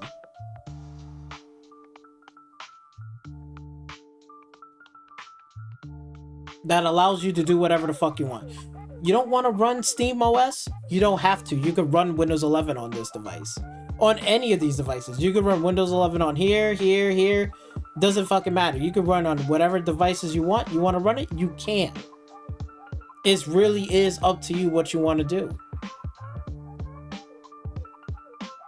Not on and look, you see what Xbox is doing. Xbox is expanding,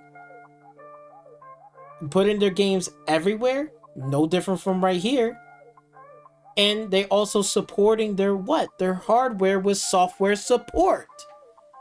They're doing it even for this. All of these devices right here, all of this is supported by who? Microsoft, Windows 11, their cloud base, and their software and their engineering. They're going to support across all of these fucking devices. No matter if it's a console, handheld, smart TV, they all have support. The only one that is lacking in software support is who? It's fucking PlayStation. Their software is lackluster. How are they going to survive in 2026 and 2027, 2028? More and more people by the day is going towards PC.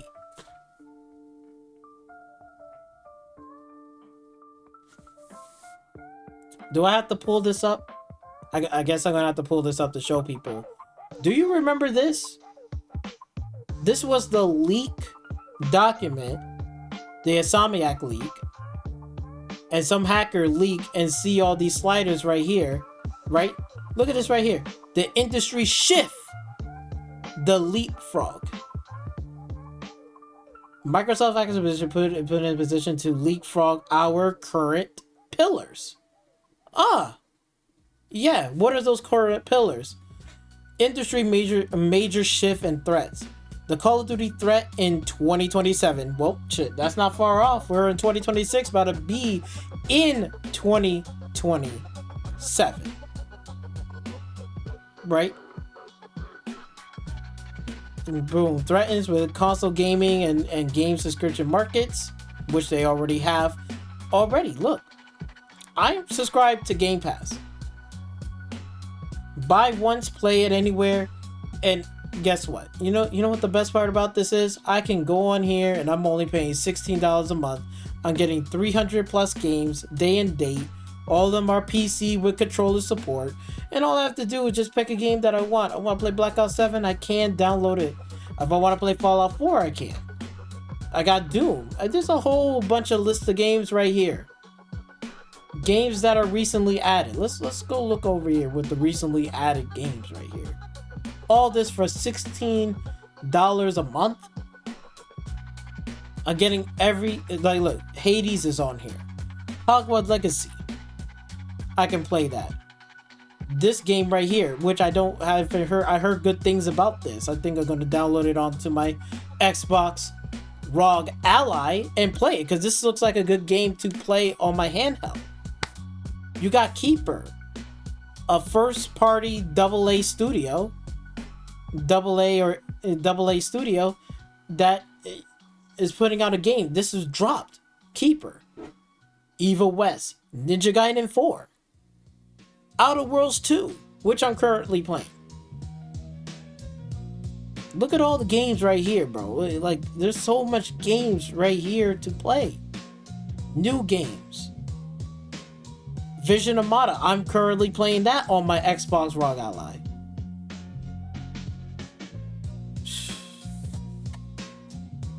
And more games are going to be coming and dropping onto this platform. We're eating good. I'm eating good. And guess what? And I still purchase my fucking games. I still purchase my games and buy them. I brought Stalker 2 $100 and something for it. I brought the Mafia the Old Country, like, I think it was like $50 or something. I played it and I had a great time. And I beat the game. And I enjoy it. And I'm going to download it again when it gets the open world free roam.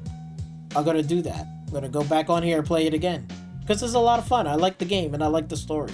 I like Mafia games. You got Battlefield 6 I paid for. Right? Marvel vs. Capcom. Old School Rally. Nobody Wants to Die. First Descendant. Free-to-play game. Tekken 8. Lies of P. Starfield. System Shock. Shredders. Like, bro, like, Cyberpunk 2077. Zombie Army 4. Forza Horizon 4. Tales of Arise. The Ascendant.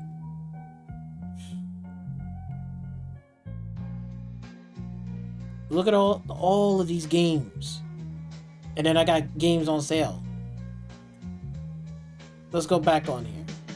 Day and date threats. Yes, they are getting threatened by this. Leapfrog. Yeah, they're gonna get leapfrog because guess what? Everybody's talking about next generation consoles. If we already see Steam dropping this stuff, right? Who knows? Who knows? Xbox could drop their stuff on the Game Awards. You never, like, that shit has happened. Like, once upon a time, when the Series X was announced, you know where it was announced? We're not that far away, because the Game Awards is only like a month, and a couple of weeks away from now. Or just a month from now. And they can easily, Xbox can easily say, boom, they can just drop their next gen console and show it off at the Game Awards again. They can do that. It's already been confirmed by Sarah Bond. So what? Like, do you not see that Sony is in trouble?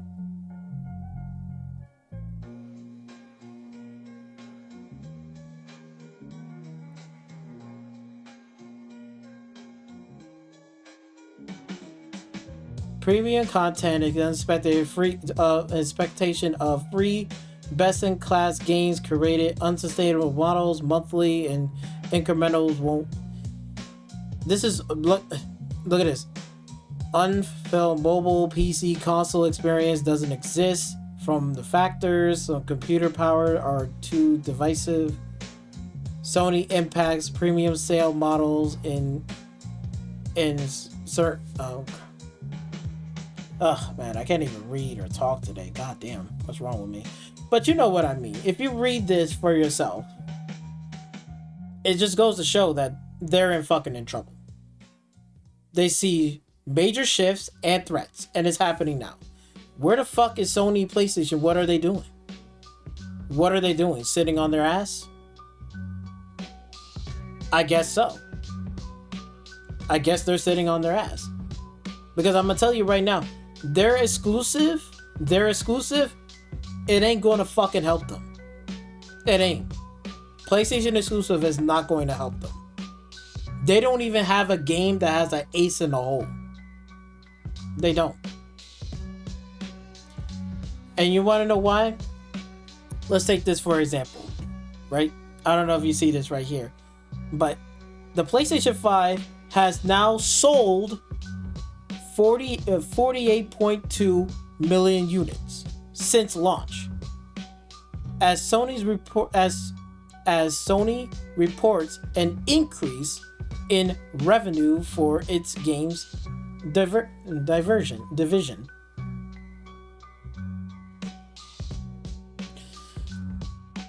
Now, Ghost of Yotei sells 3.3 million copies in its first month on sale, Sony confirms.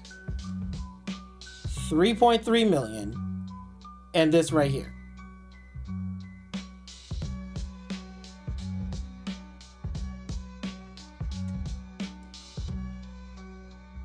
Time to pull out the calculator. All right. If there is 84.2, that's millions of consoles. Okay, those are the consoles. Ghost of Yotei only sold 3.3 million. So we're gonna minus 3.3 million. How much is that? 80.9 million players out there, right? Because this is the console, because every console is a PlayStation player. So 80.9 million PlayStation players don't give a fuck about Ghost of Yotei. They don't care. Will that change? Sure, it can change. But do you think Sony PlayStation is happy about this? No. No, they're not fucking happy.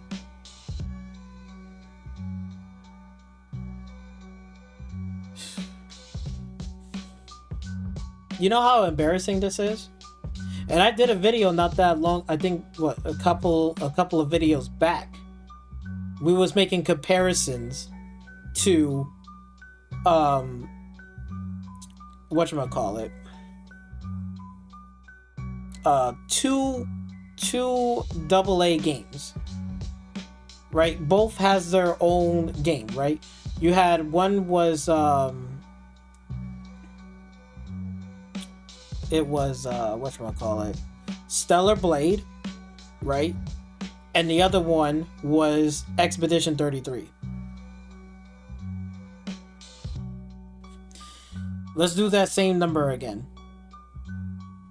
Because it's just embarrassing. It's just so embarrassing. So if we know 84.2, and then we're going to minus it, how much and Stellar Blade units, the last time we heard the sale for that, right? And remember, Stellar Blade was supposed to be across on all platforms.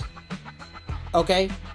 Sony step in and say, we want that game to be exclusive to our platform. Okay? And I sat there and said, okay, if they want to do business like that, and that's perfectly fine. Nobody's upset or mad or angry about the game. The game looks good. It does look fun. They had a really great marketing. So it seems to be a-okay. It seems like, okay, a lot of people going to buy the game. It's going to be exclusive on PlayStation. They're pushing marketing for it and all this stuff. Okay, so how did Stellar Blade did? Stellar Blade only sold 1 million copies. So we just put we just put it like this. We just minus 1.0, which that counts as 1 million. Okay? And then we're going to equal it. How much is that? 83.2 million don't give a fuck about Stellar Blade.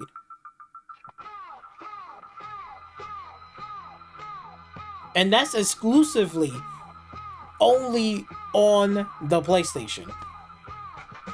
That is exclusively only on the PlayStation.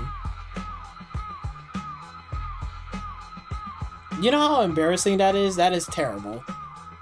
Oh, but Sony's not happy. You think they want to see their PlayStation exclusive selling like 2 million, 3 million? They want to see it to do like 10 million, 20 million, 30 million, 40 million, 50 million copies. That's what they want to see. 60 million. They want to see it to go up, not less. Ghost of Yotei is only trailing behind Ghost of Tsushima. If Ghost of Yotei was so great, it would have outsell and did more expectations.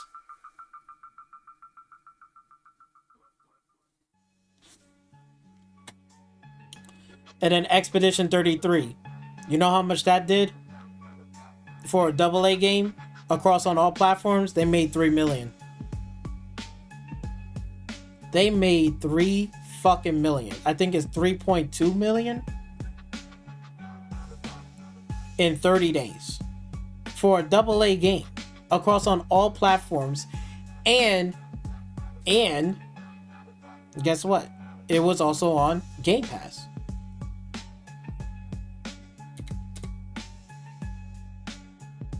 Which is right here. So they basically allowed that studio to say, look, just put the game on Game Pass, right? And you can still put that game everywhere else. Just put that game on Game Pass. That's it. And you can sell it. And you can still sell the game even on our platform. So not only they put it on Game Pass, they also sold it on here as well. You can still buy this game on Xbox. If you don't got Game Pass, you can still buy the game on Xbox. And they sell it across on all those platforms, on PlayStation and PC, and made 3.2 million. And it's probably going up.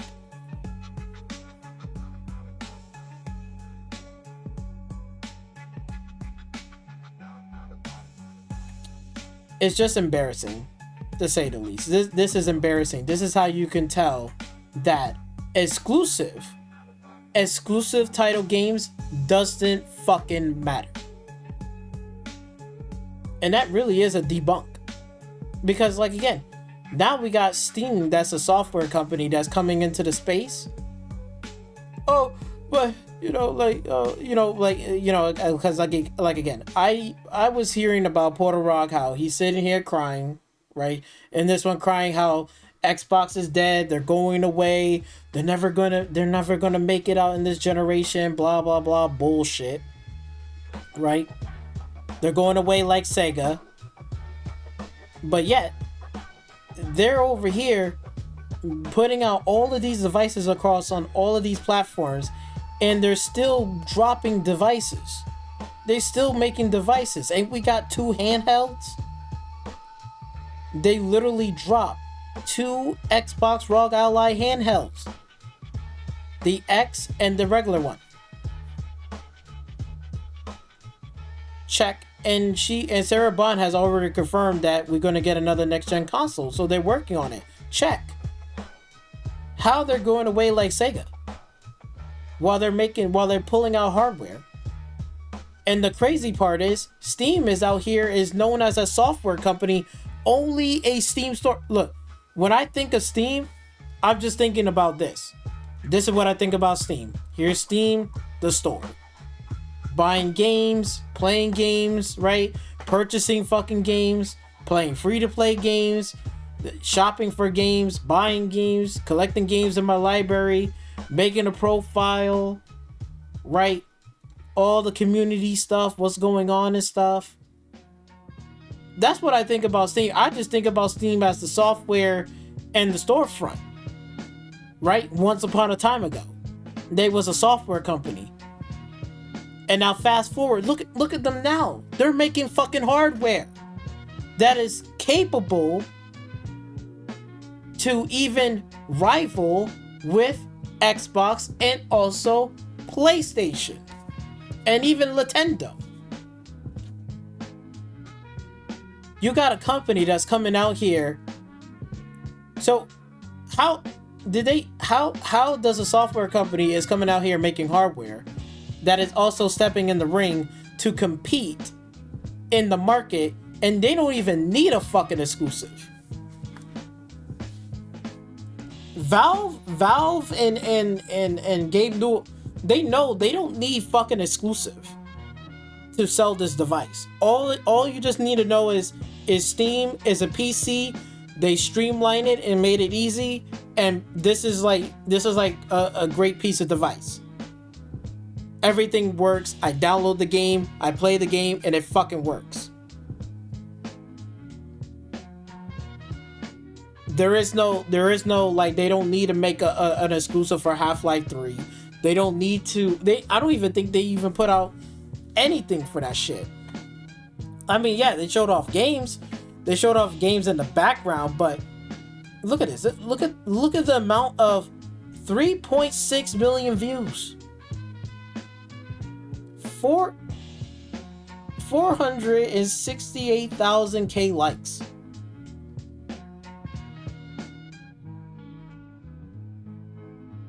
Do you not see the like button? Hold on, I'll add one more to it. Do you not see this? And they're also expanding onto phone, tablets, computers, right? If you want to stream the game onto your phone, you can. You want to stream the game onto a tablet, you can. You want to do it right here. If you got this device, you can stream it on here. They're also trying to expand too. No different than who? Oh yeah, Xbox. What the fuck is Sony's doing? They don't even need to announce games, and this already getting the attraction and popularity to it. And I'm pretty sure there's a couple people that's already liking it and probably say, yeah, I'm gonna buy this.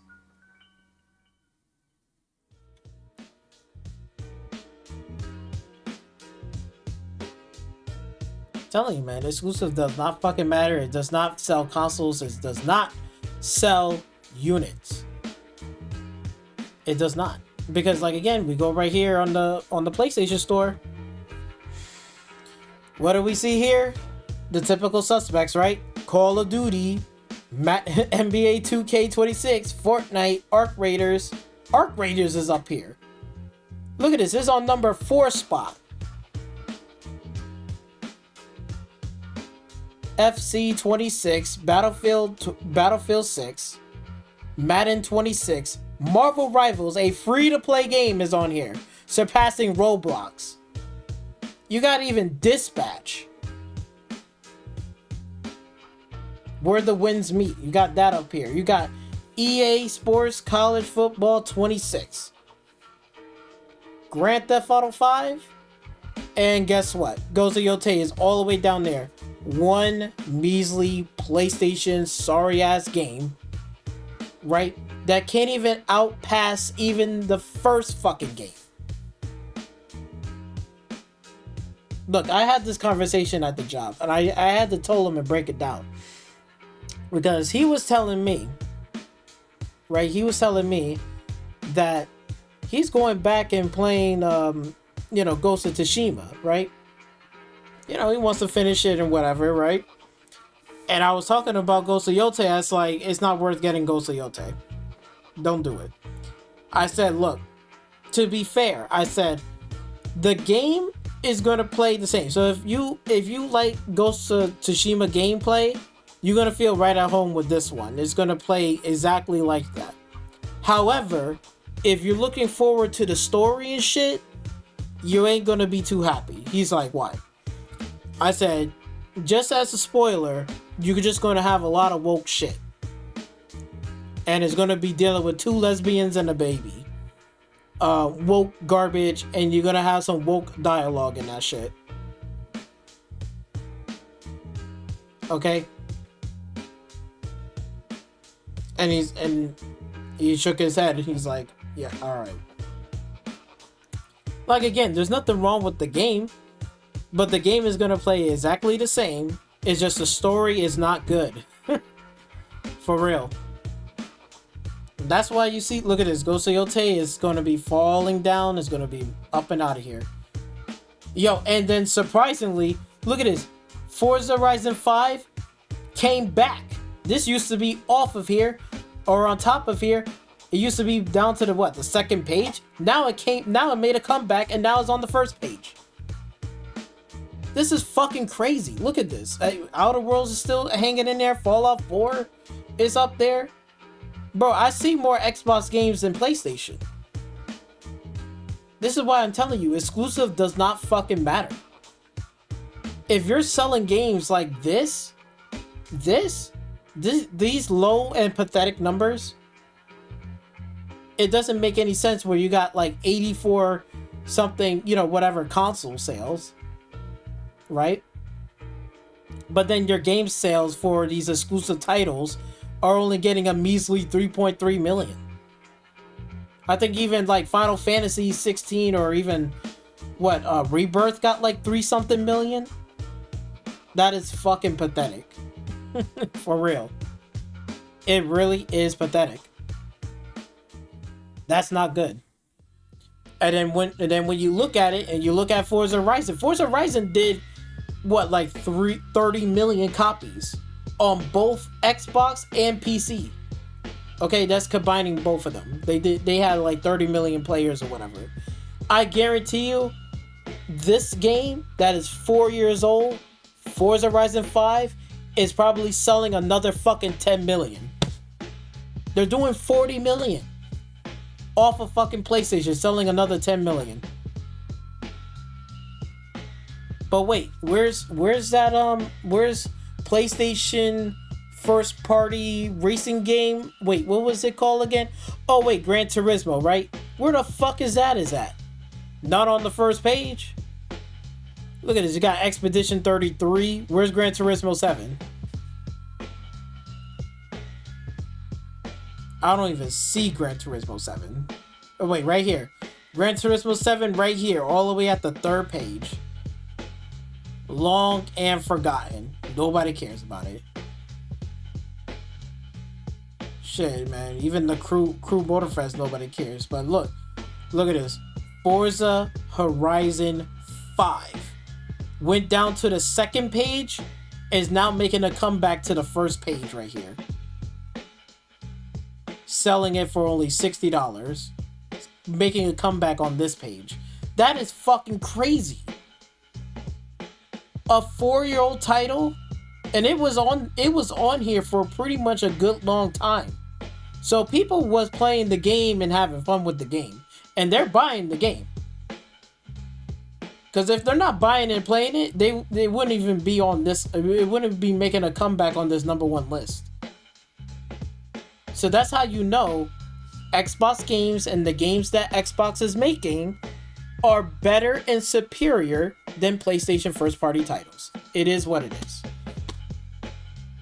Like again, I got a friend at the job. He got 2 PlayStation 5s at home and a PC that I built for him. You know what I told him? When I told him about, hey, Forza Horizon 5 is going to be coming to your PlayStation 5. I think you can buy it or pre-order it right now. You know what he did? He took out his fucking phone, went towards it, and pushed the button and said, yeah, I'm going to buy this game. And he brought it right then and there. No ifs, ands, or buts. None, no hesitation. No, oh, I'm going to wait next week. No, he took out his fucking phone. He went to the PlayStation store that he already logged in, and he fucking clicked on the button and he brought the fucking game on his PlayStation fucking 5.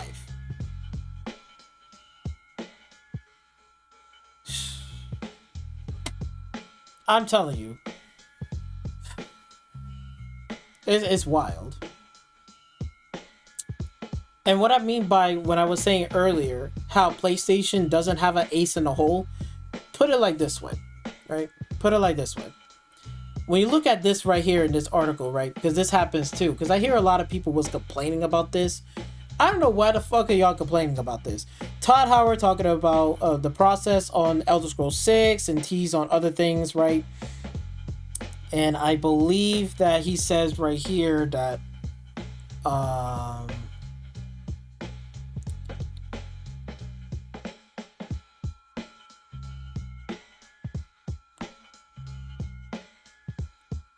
I think it's still like a ways off.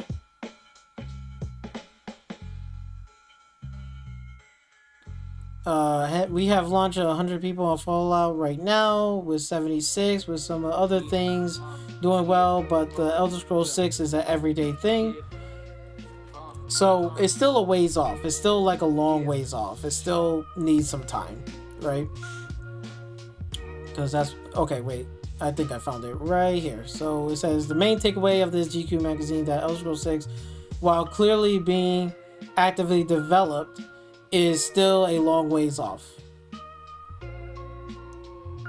Howard mentioned it, and he doesn't want to feel fans to feel anxiety, and he's making it clear that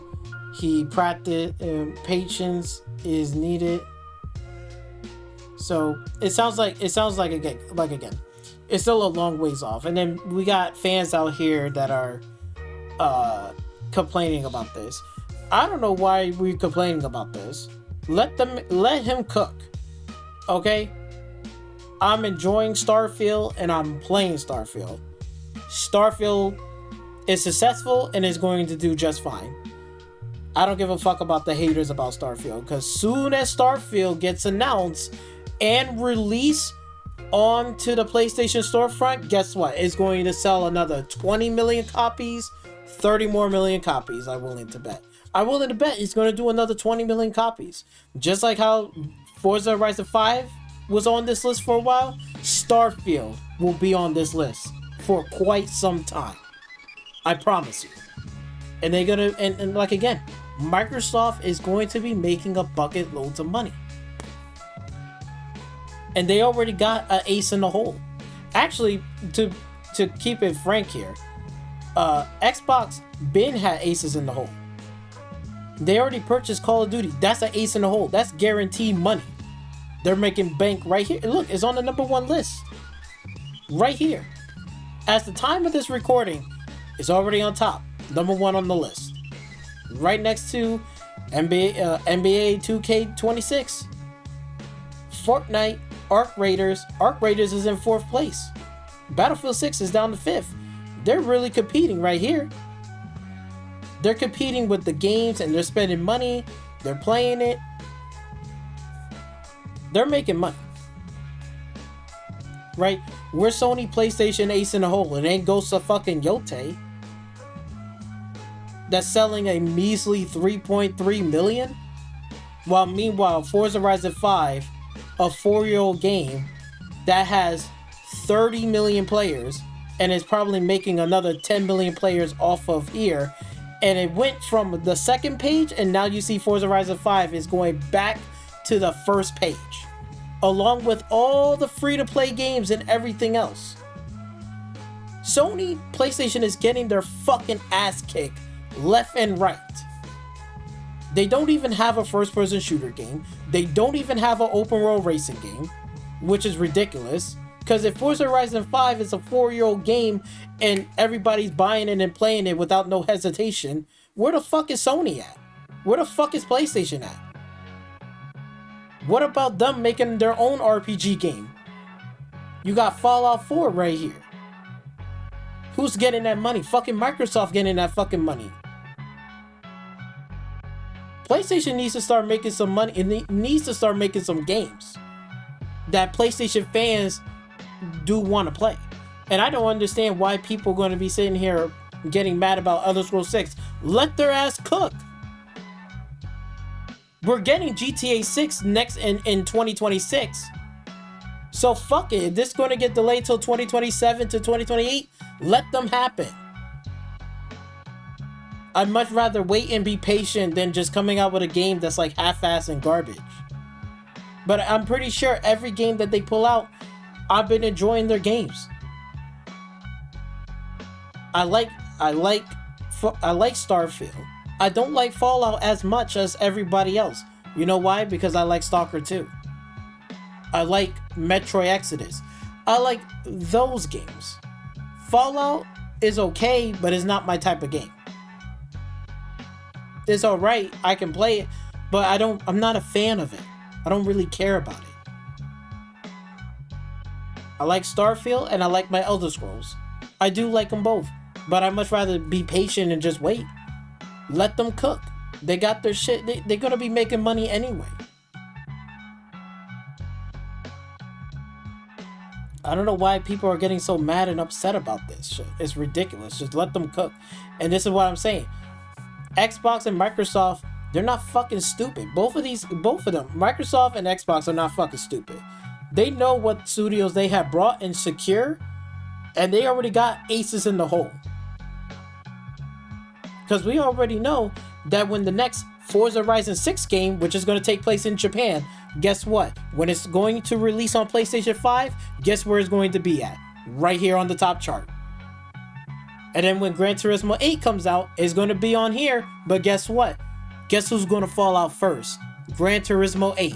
Everybody's going to fall off of that, and they're going to do what? Still continue playing Forza Horizon 5, and they're going to still continue playing Forza Horizon 6. And Gran Turismo 8 is going to fall out of the chart and be left behind. Because nobody cares. That's their ace in the hole. You got, again, Call of Duty, another ace in the hole that Xbox has. This is going to guarantee make money. They got a money printing machine. They already got it. Boom. That's going to be another ace in the hole. And then you know what the third one is going to be this game too. Elder Scrolls 6. Because when that's announced, guess what? Because Grand Theft Auto is going to announce that's going to make billions and generate billions and billions of dollars. Guess who else is going to be making billions and millions of fucking dollars? Elder Scrolls 6. So when that game drops and announced, it's going to make a lot of fucking money across on all platforms. They're going to make bank. And you know they're going to continue with Elder Scrolls 7, Elder Scrolls 8, Elder Scrolls 9. They're going to still continue making it. They're not going to stop. They're going to still keep making it. My question is for Sony and PlayStation right here. What tentpole titles that you got an ace in the hole that is going to compete or make or sell a lot of copies like Grand Theft Auto, like Elder Scrolls 6, like Forza Horizon 5, like Fallout 4, like GTA 5. What games does PlayStation has that's going to sell a lot of those? There's not that much games that's going to sell a lot of copies. The most copies I ever heard was God of War was 20 million. But even so, 20 million is pretty pathetic. 20 million sounds like last generation from PlayStation 4. We're in PlayStation 5 now.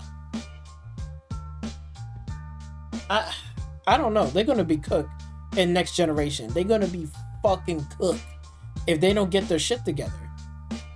Because, look, they're getting their ass whooped left and right. Left and right. Third party and Xbox games, they're kicking their ass. And it ain't looking good.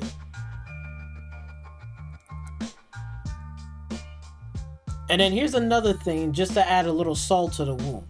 I'm going to let MBG take this away.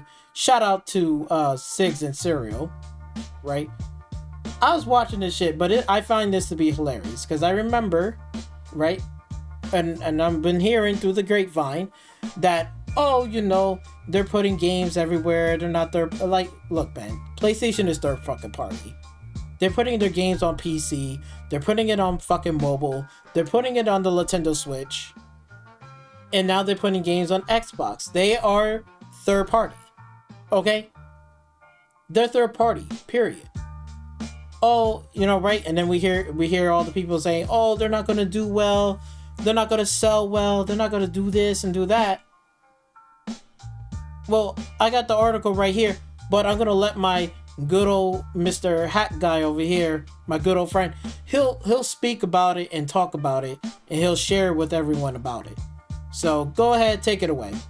PS6, but Sony has yet to really officially announce it. We have a report here from Insider Gaming also. Yeah, let's says it has been revealed that the release of Helldivers 2 on Xbox helped increase engagement as well as sales for PS5 and PC versions. Arrowhead Gaming. Wait a minute, Hat Guy. Let me play that back, right? Here from Insider Gaming also says it has been revealed that the release of Helldivers 2 on Xbox helped increase engagement as well as sales for PS5 and PC versions. Arrowhead Game Studios released Helldivers 2 for Xbox in August 2025, and that decision helped revitalize the game for a new platform of players. It was also revealed earlier this year that Helldivers 2 sold more on Xbox than PlayStation in its first 6 days, and now it seems that the Xbox port has also helped bolster sales on other platforms. Spotted by This Week in Video Games, Sony Group CFO Lin Tao spoke about Helldivers 2's Xbox port contributing towards PS5 and PC. Damn, the CFO speaking on that shit. Right?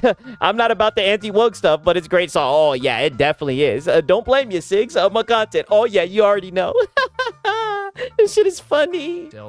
During a Q&A portion of the company's earnings call, Tao first talked about how their live service titles, quote, overall accounted for more than 40% of our first-party software revenue, end quote. Wow. Even though performance is different for each title, they observed that live service games are a, quote, recurring source of revenue, end quote, similar to the previous quarter. Yeah, no shit. As if putting games on other platforms is the best way to rake up money. Yeah, that's what it's looking like. I know look at this. Look, this is what I mean. Now we're starting to look into his soul. This is not good news, right? Nope, it's not good news. So it seems like Xbox gamers do buy games and they do play their games. And the CFO is speaking highly to us and say, hey, thank you for, you know, buying and supporting our games, unlike PlayStation over there. And they also helped to increase the sales for PlayStation and PC by 40%. Oh. So I guess we're what? We're dead? We're going away? like Helldivers 2 Xbox port helped increase PS5 and PC sales. Oh, do you hear that? Oh, man. Wow. We're a contributing factor. Put some respect on us, okay? Thank you. All right? Put some respect on us. All right? Nobody wants to hear that shit. And then look at him over here hoping and being a Sony dick rider with all his shit in the background. It's ridiculous. Absolutely ridiculous. But you know how it is. And I'm like, and this is just goes to show that, again, exclusive doesn't fucking matter. Okay? It's all about PlayStation. Why are you not making games that PlayStation fans wants to play? You're not making games for them. And every time you do is either you cancel it or you fuck up or whatever. Because they also even admitted to themselves, I don't think I didn't put that article, but I'll add it on to this segment, that they also admit that they have fucked up by buying Bungie, and admit that, yeah, we made a really stupid decision to buy Bungie. We didn't know what the fuck we was thinking, and we wasted a whole lot of money, billions and billions of dollars, canceling 10 live services. Concord was a fucking failure, right? And all this type of garbage. We're heading into next generation consoles. Sony looking like they're more scared than ever before. You thought Xbox is scared? No, Xbox is on autopilot. The fuck are we talking about? Xbox and Microsoft is on autopilot. They got all of this shit. Copilot. They got all of this shit going on. They got a software over here that can work. Look at this popping shit up, bro. I got my games right here. From Game Pass, here's all of my games right here. Look at this. Here's the games that I own. Look at this. Look at all the games. Look. 360 games.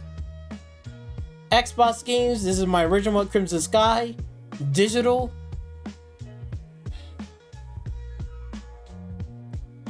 Okay, do we not see this? Do you not see this? Like, come on, man. What are we doing, man? What are we doing? They're on autopilot. What the fuck is Sony's doing?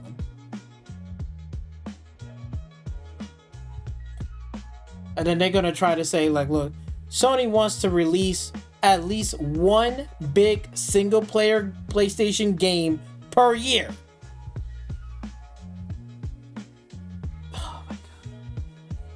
I'm telling you, PlayStation 6 is cooked. They're cooked. How are you gonna survive with that? We already look. This is one PlayStation per year. Look, here's what they dropped. Go Yote. They're getting their ass handed by Call of Duty, NBA 2K26, Fortnite, Arc Raiders, and they spent how much money? Billions of dollars on Bungie, and we want Marathon? You think Marathon is not even gonna make the first page? Arc Raiders has already kicking their ass. Arc Raiders has already kicking their ass before even Marathon or Condorian or Concord 2. And they're getting their ass beat. Oh my god. FIFA or FC 26, Battlefield 6, Madden 26, Marvel Rival, a free-to-play game. Keep this in mind. We're going to come back here again with the free-to-play stuff. Roblox, Dispatch, Where the Winds Meet, College Football 26, Grand Theft Auto 5, and then here's poor little one game a year. Sony wants to release at least one big single-player PlayStation game per year. That only sold how much again? That only sold 3.3 million. That's right here. That's getting your ass kicked by all of these games surrounding it. You got Xbox games here. 1, 2. I wasn't expecting this game was making a comeback. Forza Horizon 5, but it fucking did. It made a comeback. 1, 2, 3, 4, 5. They literally got, there's 5 Xbox games right now on this first fucking page and only one PlayStation title. I don't even see the MLB on this page. That is fucking insane. They're getting their ass kicked. And how the hell are they going to make it next generation by putting one AAA game a year? while Xbox is dropping bangers left and right. Do I need to show? Look at bro. Look at all the bangers that they've been dropping. The fuck? They dropping all these bangers. Blackout 7, Fallout 4, Outer Worlds 2. That's Ninja Gaiden 4. Who did the backing for that? Xbox did, not PlayStation. Team Ninja and fucking Platinum is literally right down the fucking street from Sony. Why they didn't go up to them and say, hey, make this happen? Who made it happen? From the West, Xbox. Phil Spencer came out there, made this shit happen. Ninja Gaiden 4, Outer Worlds 2. What the fuck? Call of Duty Black Ops 7, Fallout 4.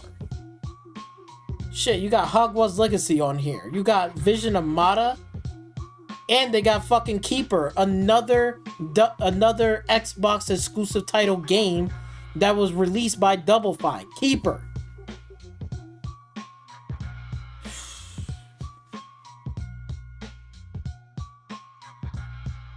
What are we talking about, man? This is crazy. The amount of games that's on Game Pass, like Expedition 33, fucking Diablo 4, Tony Hawk Pro Skater 3 and 4, Doom the Dark Ages. Like, bro, like Hollow Knight, we already got the next one, Hollow Knight, Silk Song. We got Silk Song, the sequel, even on here. Power World. What are we talking about here? Bro, and then one banger that they only put out is what? Poor little Ghost of Yote.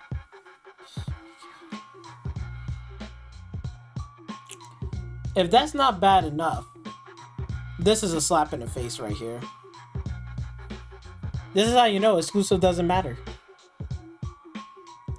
You can play the Horizon Steel Fortress MMO on Steam machine, not PS5.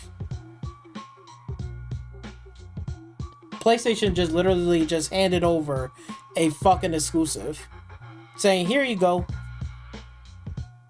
Can you believe it? In 2025, PlayStation is not going to put that game even on their own fucking platform. They're not going to put it on here. And they literally giving it away for the Steam machine, saying here's an exclusive for you guys. And you know what the worst part about this is? This is not just is going to be playable on the Steam machine and not on PS5. The worst part about this is this game right here is a free to play game, and it's not even coming to the PS5. Bro, that's literally a big fucking slap in the face, if anything. Wait, let's go back and count how many free-to-play games do we see on their fucking storefront. Let's count. You ready to count? Let's count together. Fortnite, free, 1. Marvel Rivals, 2. Roblox, 3. Where's the Wind Meet? That's free, 4. 5. Genshin Impact. Apex Legend, free, another one. Wizard 101, another one.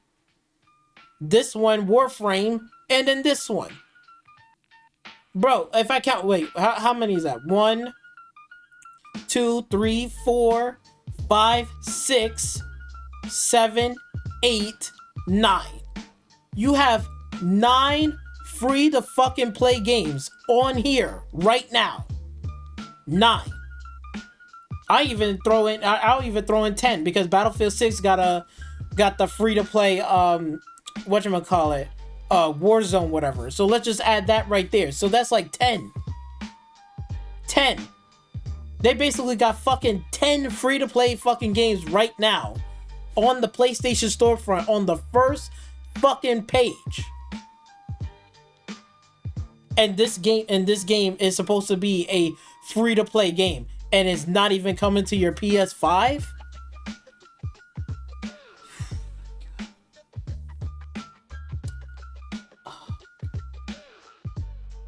That's one of the biggest slap in the faces ever.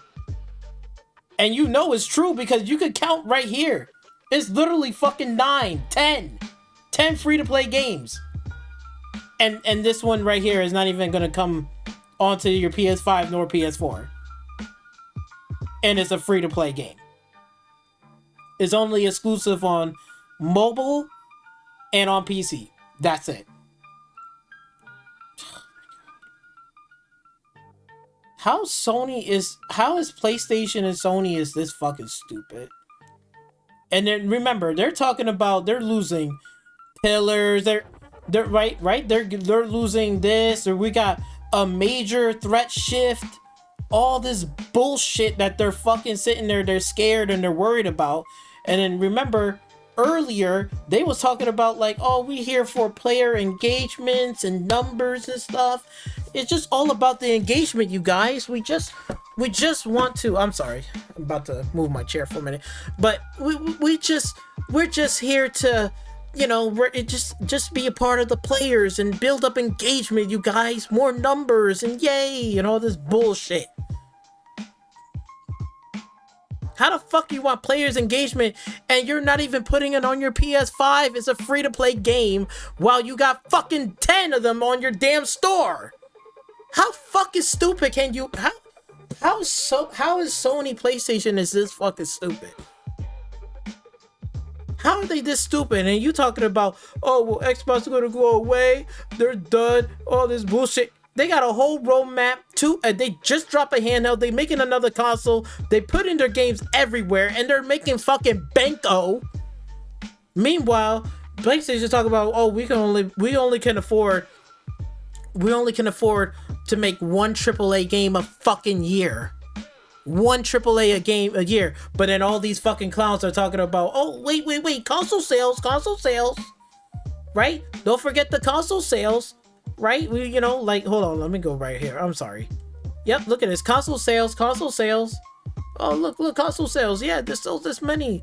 Look, go to Yote. Yeah, okay, that's successful. Yay. That's just copium.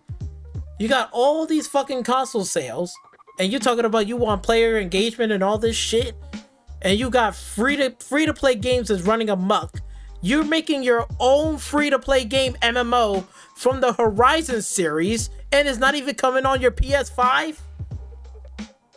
The fuck kind of engagement are you trying to...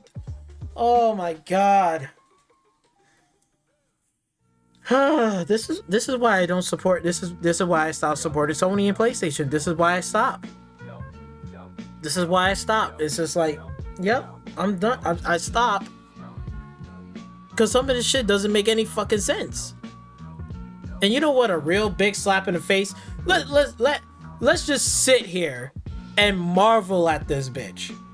Let's just sit here and marvel at this. Look at this. Look at this.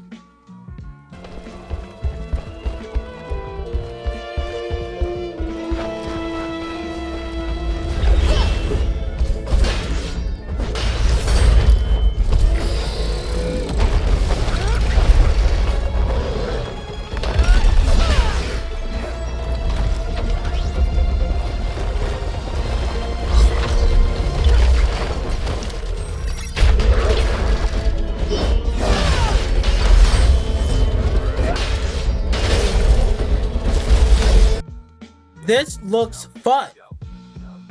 Do you not Bro, do you not see this shit? Bro, let me just mute this real quick. Let me rewind this back. All this shit right here, man, look at this. This game looks so much fun to play. This is the Horizon game that we should have had since day one at launch. Where was this Horizon game? Look at this shit. This looks so much fun to play. This looks way more engaging to play. But you know what? PlayStation likes to accept mediocrity. So let's go look at their Horizon Forbidden West and, you know, beast mode, you know, when Owlet goes beast mode, you know, right? Let's go see this really engaging gameplay right here. Let's look at the fun that he's doing. Let's look at it.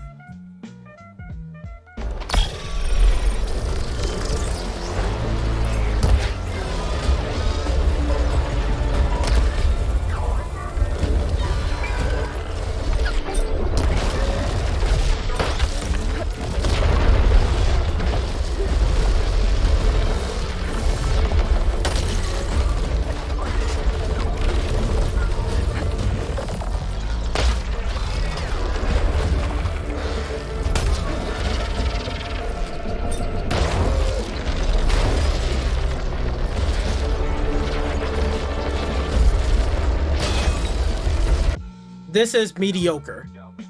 This is mediocre. The PlayStation fan base over there, or these fanboys accepting mediocrity. Because that's mediocre. That does not look like fun. That does not look like engaging. All it is fucking barrel rolls. Oh, I shoot a bow and arrow? Okay, do a barrel roll. Dunk and roll. Dunk and roll. Dunk and roll. Oh, shoot the barrel, dunk and roll. No grapple hooks, no other weapon but shooting bow and arrows. Talking about the you know, when Alloy goes beast mode, this is fucking terrible. This is fucking terrible. This is what you're getting, AAA titles? Shit, no wonder Horizon Forbidden West is not even on this fucking top list. Cause that shit is fucking boring. That is trash. Mediocre. Can we go back right here real quick? Let's look at this. Look at this. Look at this right here. Look at this. Bro. Look at this entry right here, bro. Look at this shit. Look at this shit. Hold on. Look how crazy this is. Look at this. Coming in here, bam. Got the grapple hook, bam. Hit, bam. Look at this. This is a much more engaging fucking fight than anything else. We got different weapons, not some bow and arrow. They're not doing the same old dunk and roll. They're parrying, attacking, doing some fucking damage, hitting. Like, this looks like way more engaging combat. What are we doing, man? Like, seriously. Like, look, like, this is way more engaging. Bro, look at this. You know, like, look, flying on this, cool, right? But then getting around the world, look at this. Hook lining, right? Swinging and shit. Pulling yourself up. This shit looks cool. This shit looks so much engaging in a fight. Look at this. Wow, that looks so much engaging. And then this is the game that people want to play. I wouldn't be surprised this is going to get more likes than even this one. This is fucking insane. Look at this engaging fight right here that we see. Oh man, wow, this is so engaging. Look, do dunk and roll, dunk and roll, dunk and roll, dodge and roll, dunk and roll. Oh, let me slide. Let me do some triple sliding on the sand. Oh, look at this. Wow, so engaging. Oh wow, look at this beast mode. Oh yeah. Look at all the tricks, you guys. All I'm doing is just spamming the bow and arrow. Oh, look, I'm ducking in the water. Oh yeah. Wow, taking down this dinosaur. Looks so much engaging combat. Can you pull another weapon than your bow and arrow? This is all you're gonna do? This is what you're spamming? Slide, jump, slide. What is this? A Call of Duty lobby? What the fuck kind of mediocre garbage is this? This is absolutely fucking trash. I'd much rather play Monster Hunter Wilds or World than this fucking game. Shit, I'd much rather play Wild Heart from EA than this fucking game. This is utter fucking trash. It's not even engaging. It's just jump, roll, dodge, roll. This is all it is. That's all it is. It's just a bunch of bow and arrows. And that's it? That's it? Bro, this is trash. Fucking trash. Trash. This is ridiculous. Let's go down to the comment section here. Looks incredible. Not having it on PS5 is a wild decision. Yeah, it is. Yeah, it is. Looks incredible, but I do not want to play it on mobile. PS5, please. 1K likes. Not on PS5? What the fuck? Yep. Yep.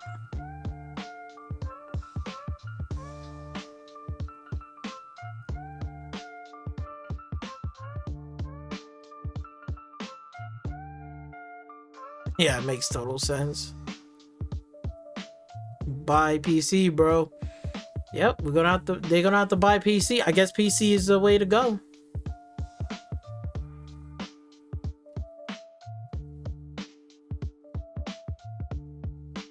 It looks awesome. This looks awesome.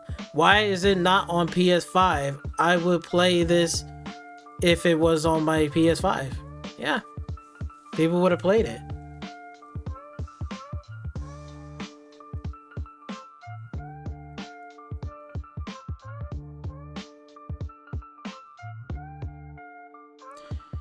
Two Sony games announced today, and both of them aren't on PlayStation consoles. Yep. But they want to play this mediocre trash right here. Look at this great mediocre trash. Yeah, this is so amazing. Jump and roll, dunk and roll. Oh my god. And look, this is the question. Why is this coming to PS5? It looks sick. I can't wait to play it.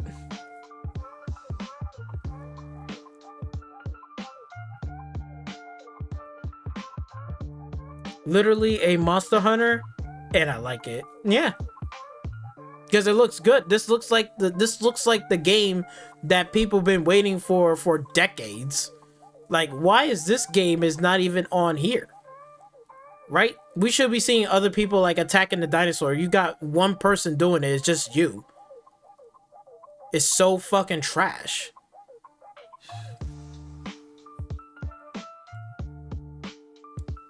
Can't believe a mobile game is better than the fucking the AAA game in terms of gameplay and mechanics. Like the grappling hook, right? Like traversing the world is crazy. Like, it is insane. Like traversing the world inside of the tunnel. Look at this. Well, not in the tunnel, but in another area. Look at this. Grappling from one area, swinging. Wow. I don't get that in this fucking game, but you can get it in this. Oh my god. Sony, so I don't know what Sony is thinking. I don't know what Sony is doing. I don't know what the fuck kind of decision making are they doing, but they need to stop. This right here needs to stop. This needs to stop for real. Like, it's like any game that I like from Sony, it's either they don't want to make a sequel or they fuck up. Like, say as you will about the Order of 1886. I love and I like the Order of 1886. I really do. That's a personal thing for me. You know, like, again, I'm an Xbox fan, but even as an Xbox fan, I don't like every single Xbox game. I don't like Hellblade 2. I don't like Hellblade 2. I don't care about Hellblade 1. I don't like Plague Tale Requiem. I'm not saying those are bad games. Those are just not my type of games that I resonate, but I put respect for those games. And then meanwhile, when I find a game that I like what PlayStation is producing, and I'm saying, wow, that Order of 1886 looks amazing, looks great. I love all the characters, love this. If they made a movie and TV show, I'll go and watch it. I'll go out and see it. I'll be there. What happened to that? The Order of 1886 doesn't even exist anymore because they're not going to make a sequel. They much rather buy Bungie and waste billions of fucking dollars than buying Ready at Dawn, which they had plenty of opportunity to buy Ready at Dawn before even the MetaQuest stepped in to bought that studio. And now that studio got completely fucking shut down and dissolved. Talented fucking people. Now they're gone, dusted in the wind. It's just heartbreaking. It's just like, Sony, what the fuck are you doing, man? You know, I can get, like, you know, Xbox has L's here and there, but yo, the majority of those games that they're being made, they're making sequels. We're still getting another Halo game. Not just a remake, we're getting another sequel after Halo Infinite. We're getting that. We're getting more Gears of War. We're getting more Forza Horizon. I'm getting more RPG games. I'm getting more from Obsidian putting out RPG. We got Path of Exile going to be making their next RPG game. I'm getting the games that I want to play and I like, and I'm getting the sequels. I'm getting them more than I will be getting it on PlayStation. If I go out there and buy a PlayStation and I play the Order of 1886, guess what? I'm not going to be happy because I'm not going to get another sequel from that game. It's just a one and done, and it makes me sad and pissed off and angry that I'm wasting my money over a $500 fucking box that's not delivering consistent fucking content and not delivering games that I want to play. They're delivering mediocrity, they're making stupid decisions, and they're not making sequels to games that I like and I care about. So why would I buy a PlayStation 5 for? That's what I'm fucking saying. Because this right here is fucking sad. You can see it in the comments section. Again, they want to play this on their PlayStation 5. How many free-to-plays we got right here? What the fuck are we doing?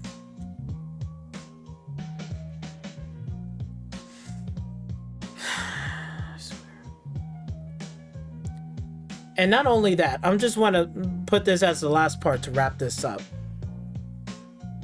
But PlayStation could be pulling back from releasing its big games on PC.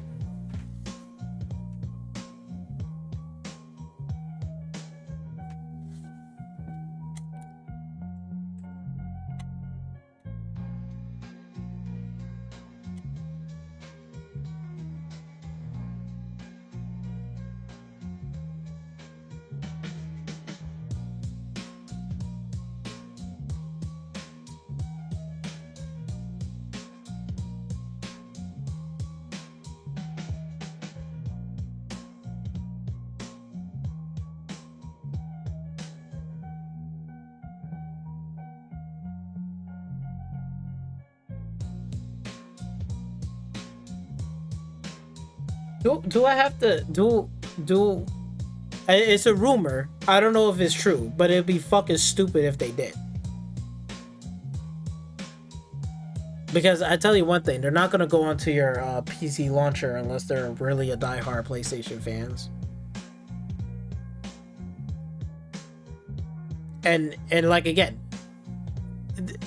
they need to. I want Sony to make money on the same level as Xbox is making trillions and billions of dollars. They should be doing it too, and it should be very easy. They got IPs, they got studios. Why are you not making the games that people want to fucking play? Where's those God of War remakes, the old ones, God of War 1, 2, and 3? That should have been the 20th anniversary, should have been spearheaded by Bluepoint. You brought that studio that makes remakes and remasters. But no, you got them making stupid ass live service God of War game and it was canceled.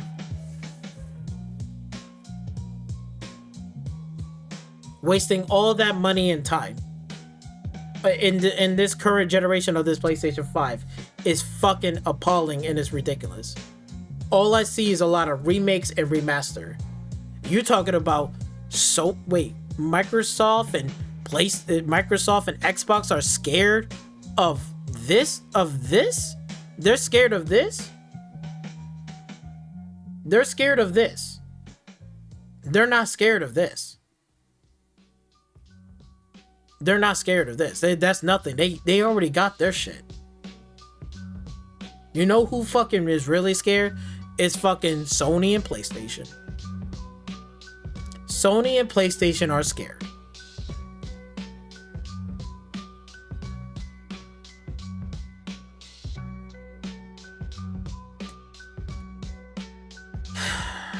You got all these free-to-play games. You got this, you're making money and you're saying like this, right? This CFO is doing extremely well.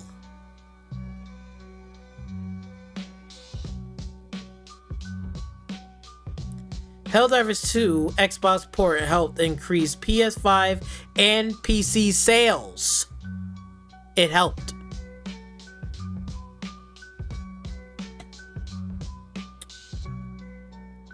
And you're talking about you want to make one single AAA game a year, and you got how many fucking console sales?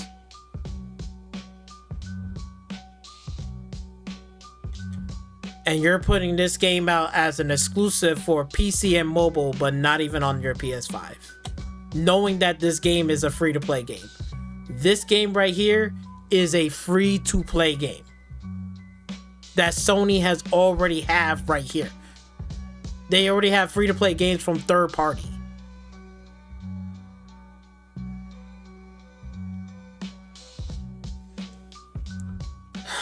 And you got people down here in the comment section.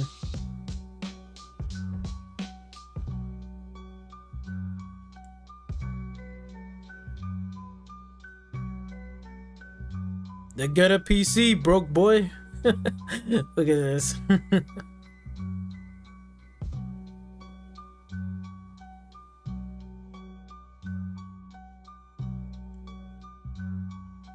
Don't you guys have phones?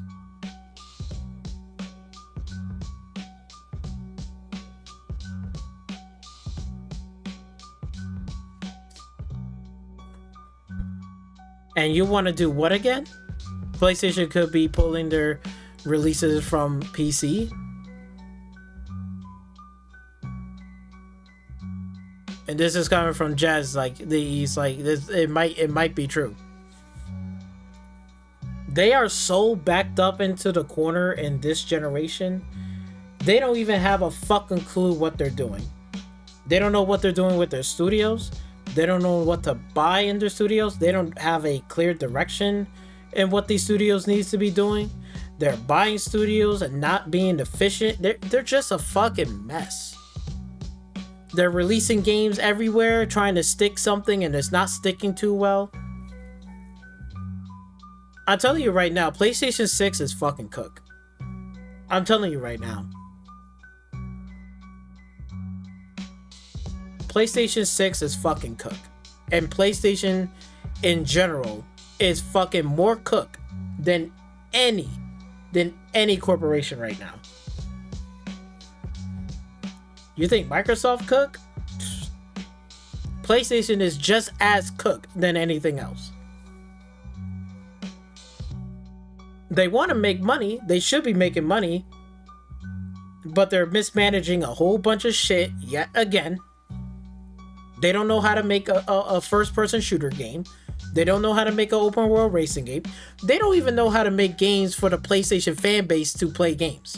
And when they do have a game, when they do have it, they're like, yeah, we'll put it on Steam machine because it's going to be playable on here, and we'll put it on mobile, but we're not going to put it on our own platform.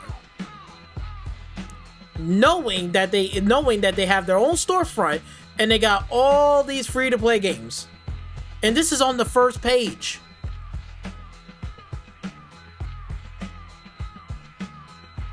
And you're talking about you want to back out and not put games on the PC anymore? So you're talking about you don't want to put any of your games on here? So what? So that's it? That's what we're going here? You only got a measly ass 27 games. And you're going to back out all of these games now? You're not going to put it out in the storefront? So all of these are about to go away? You know, if they do that, you know what that means, right? You know that you're going to broke the trust for PC gamers, right? Because if you're going to take games away off of Steam, what makes you think they're going to go to your fucking wannabe PlayStation fucking storefront and buy it there? If it's not on Steam, it's a no buy. It's just that fucking simple. Okay? They're gonna have some sales, don't get me wrong. Somebody's gonna buy games off of there. But the majority of the PC gamers, alright, is gonna play on Steam. They don't wanna be tied to a symbol or be a legion to a corporation that's doing stupid shit. What they're doing right now. Like I said before, even if Steam was here and they're gone, like the next whatever year or two, I can care less about PlayStation. Because before, when they started coming into the picture, I didn't give a damn about them in the first place anyway. And I still don't give a damn about them now. I never cared. That's why I left to PC so I could play my games. And Microsoft allows me to do that because they told me that, hey, we're going to be putting our games everywhere and more places than ever before. And I said, good, because I want to go on PC and do some things myself. I still buy Xbox games and I'm still subscribed to Xbox Game Pass. Did I buy anything from the PlayStation Store on Steam? No, not even fucking Stellar Blade. Not even Ghost of Tsushima. I told you, I'm done supporting mediocrity. This right here proves that is mediocrity. This game is mediocrity. It is garbo. This is not beast mode. Bitch, all you're doing is rolling and shit and dodging. You're not even getting engaged with the monster. You're not even grappling hook. This game right here that they just showed as a mobile game is more engaging in fights with the fucking monster than this game. This is supposed to be a AAA title. This is a mobile game. A mobile game got more gameplay mechanics and engagement than a AAA title. Make it make sense. What the fuck? And they don't even want... and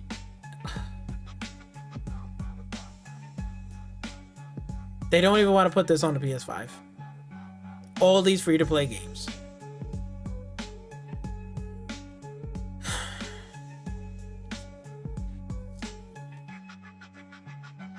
I don't... Look, all I gotta say is Xbox, they're on autopilot. Okay? They're fine. Steam is going to sell well. It's going to do well. I have no doubts in my mind. But PlayStation, next generation, you should be very, very, very fucking worried and concerned. Because if this is the type of stupid shit that they're doing, what makes you think they're going to survive in the next generation? Xbox is going to have a console hybrid PC. Sarah Bond has already confirmed that. Steam is already a PC that you can already play your games and do whatever the fuck you want. You can download anything. If you want to put Windows 11 to play Battlefield 6 online, you can do that on the Steam machine. Steam is not telling you what to do or locking things down. They letting you know, you want to run our software? You can do that. If you find our software to be limited and you want to play Battlefield 6 and Call of Duty online for free, then you can download and install Windows 11 on our Steam machine and it's going to work. And you could download whatever game from our store, which is Battlefield 6, and you can play it online.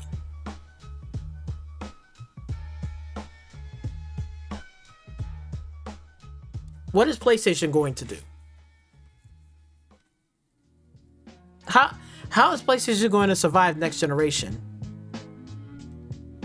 With the lackluster of fucking AAA title games that nobody gives a fuck or care about because your exclusive does not fucking matter because it's antiquated. They don't even have games that PlayStation players want to play. Where's MotorStorm? Where's Resistance? Where's Killzone? Where's all these first-person shooter? They can't make a first-person shooter game anymore? They can't make an RPG game?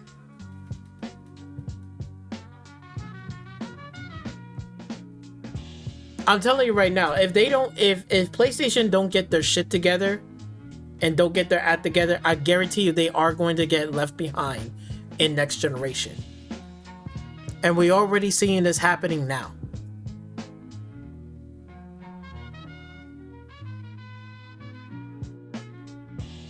I don't know what they're going to do. But anyway, that's all that I got for you guys today in this video. Hopefully you guys do enjoy the video. Make sure you like, share, comment, and don't forget to subscribe to my channel. And until next time, I'll see you guys on the next one. Peace.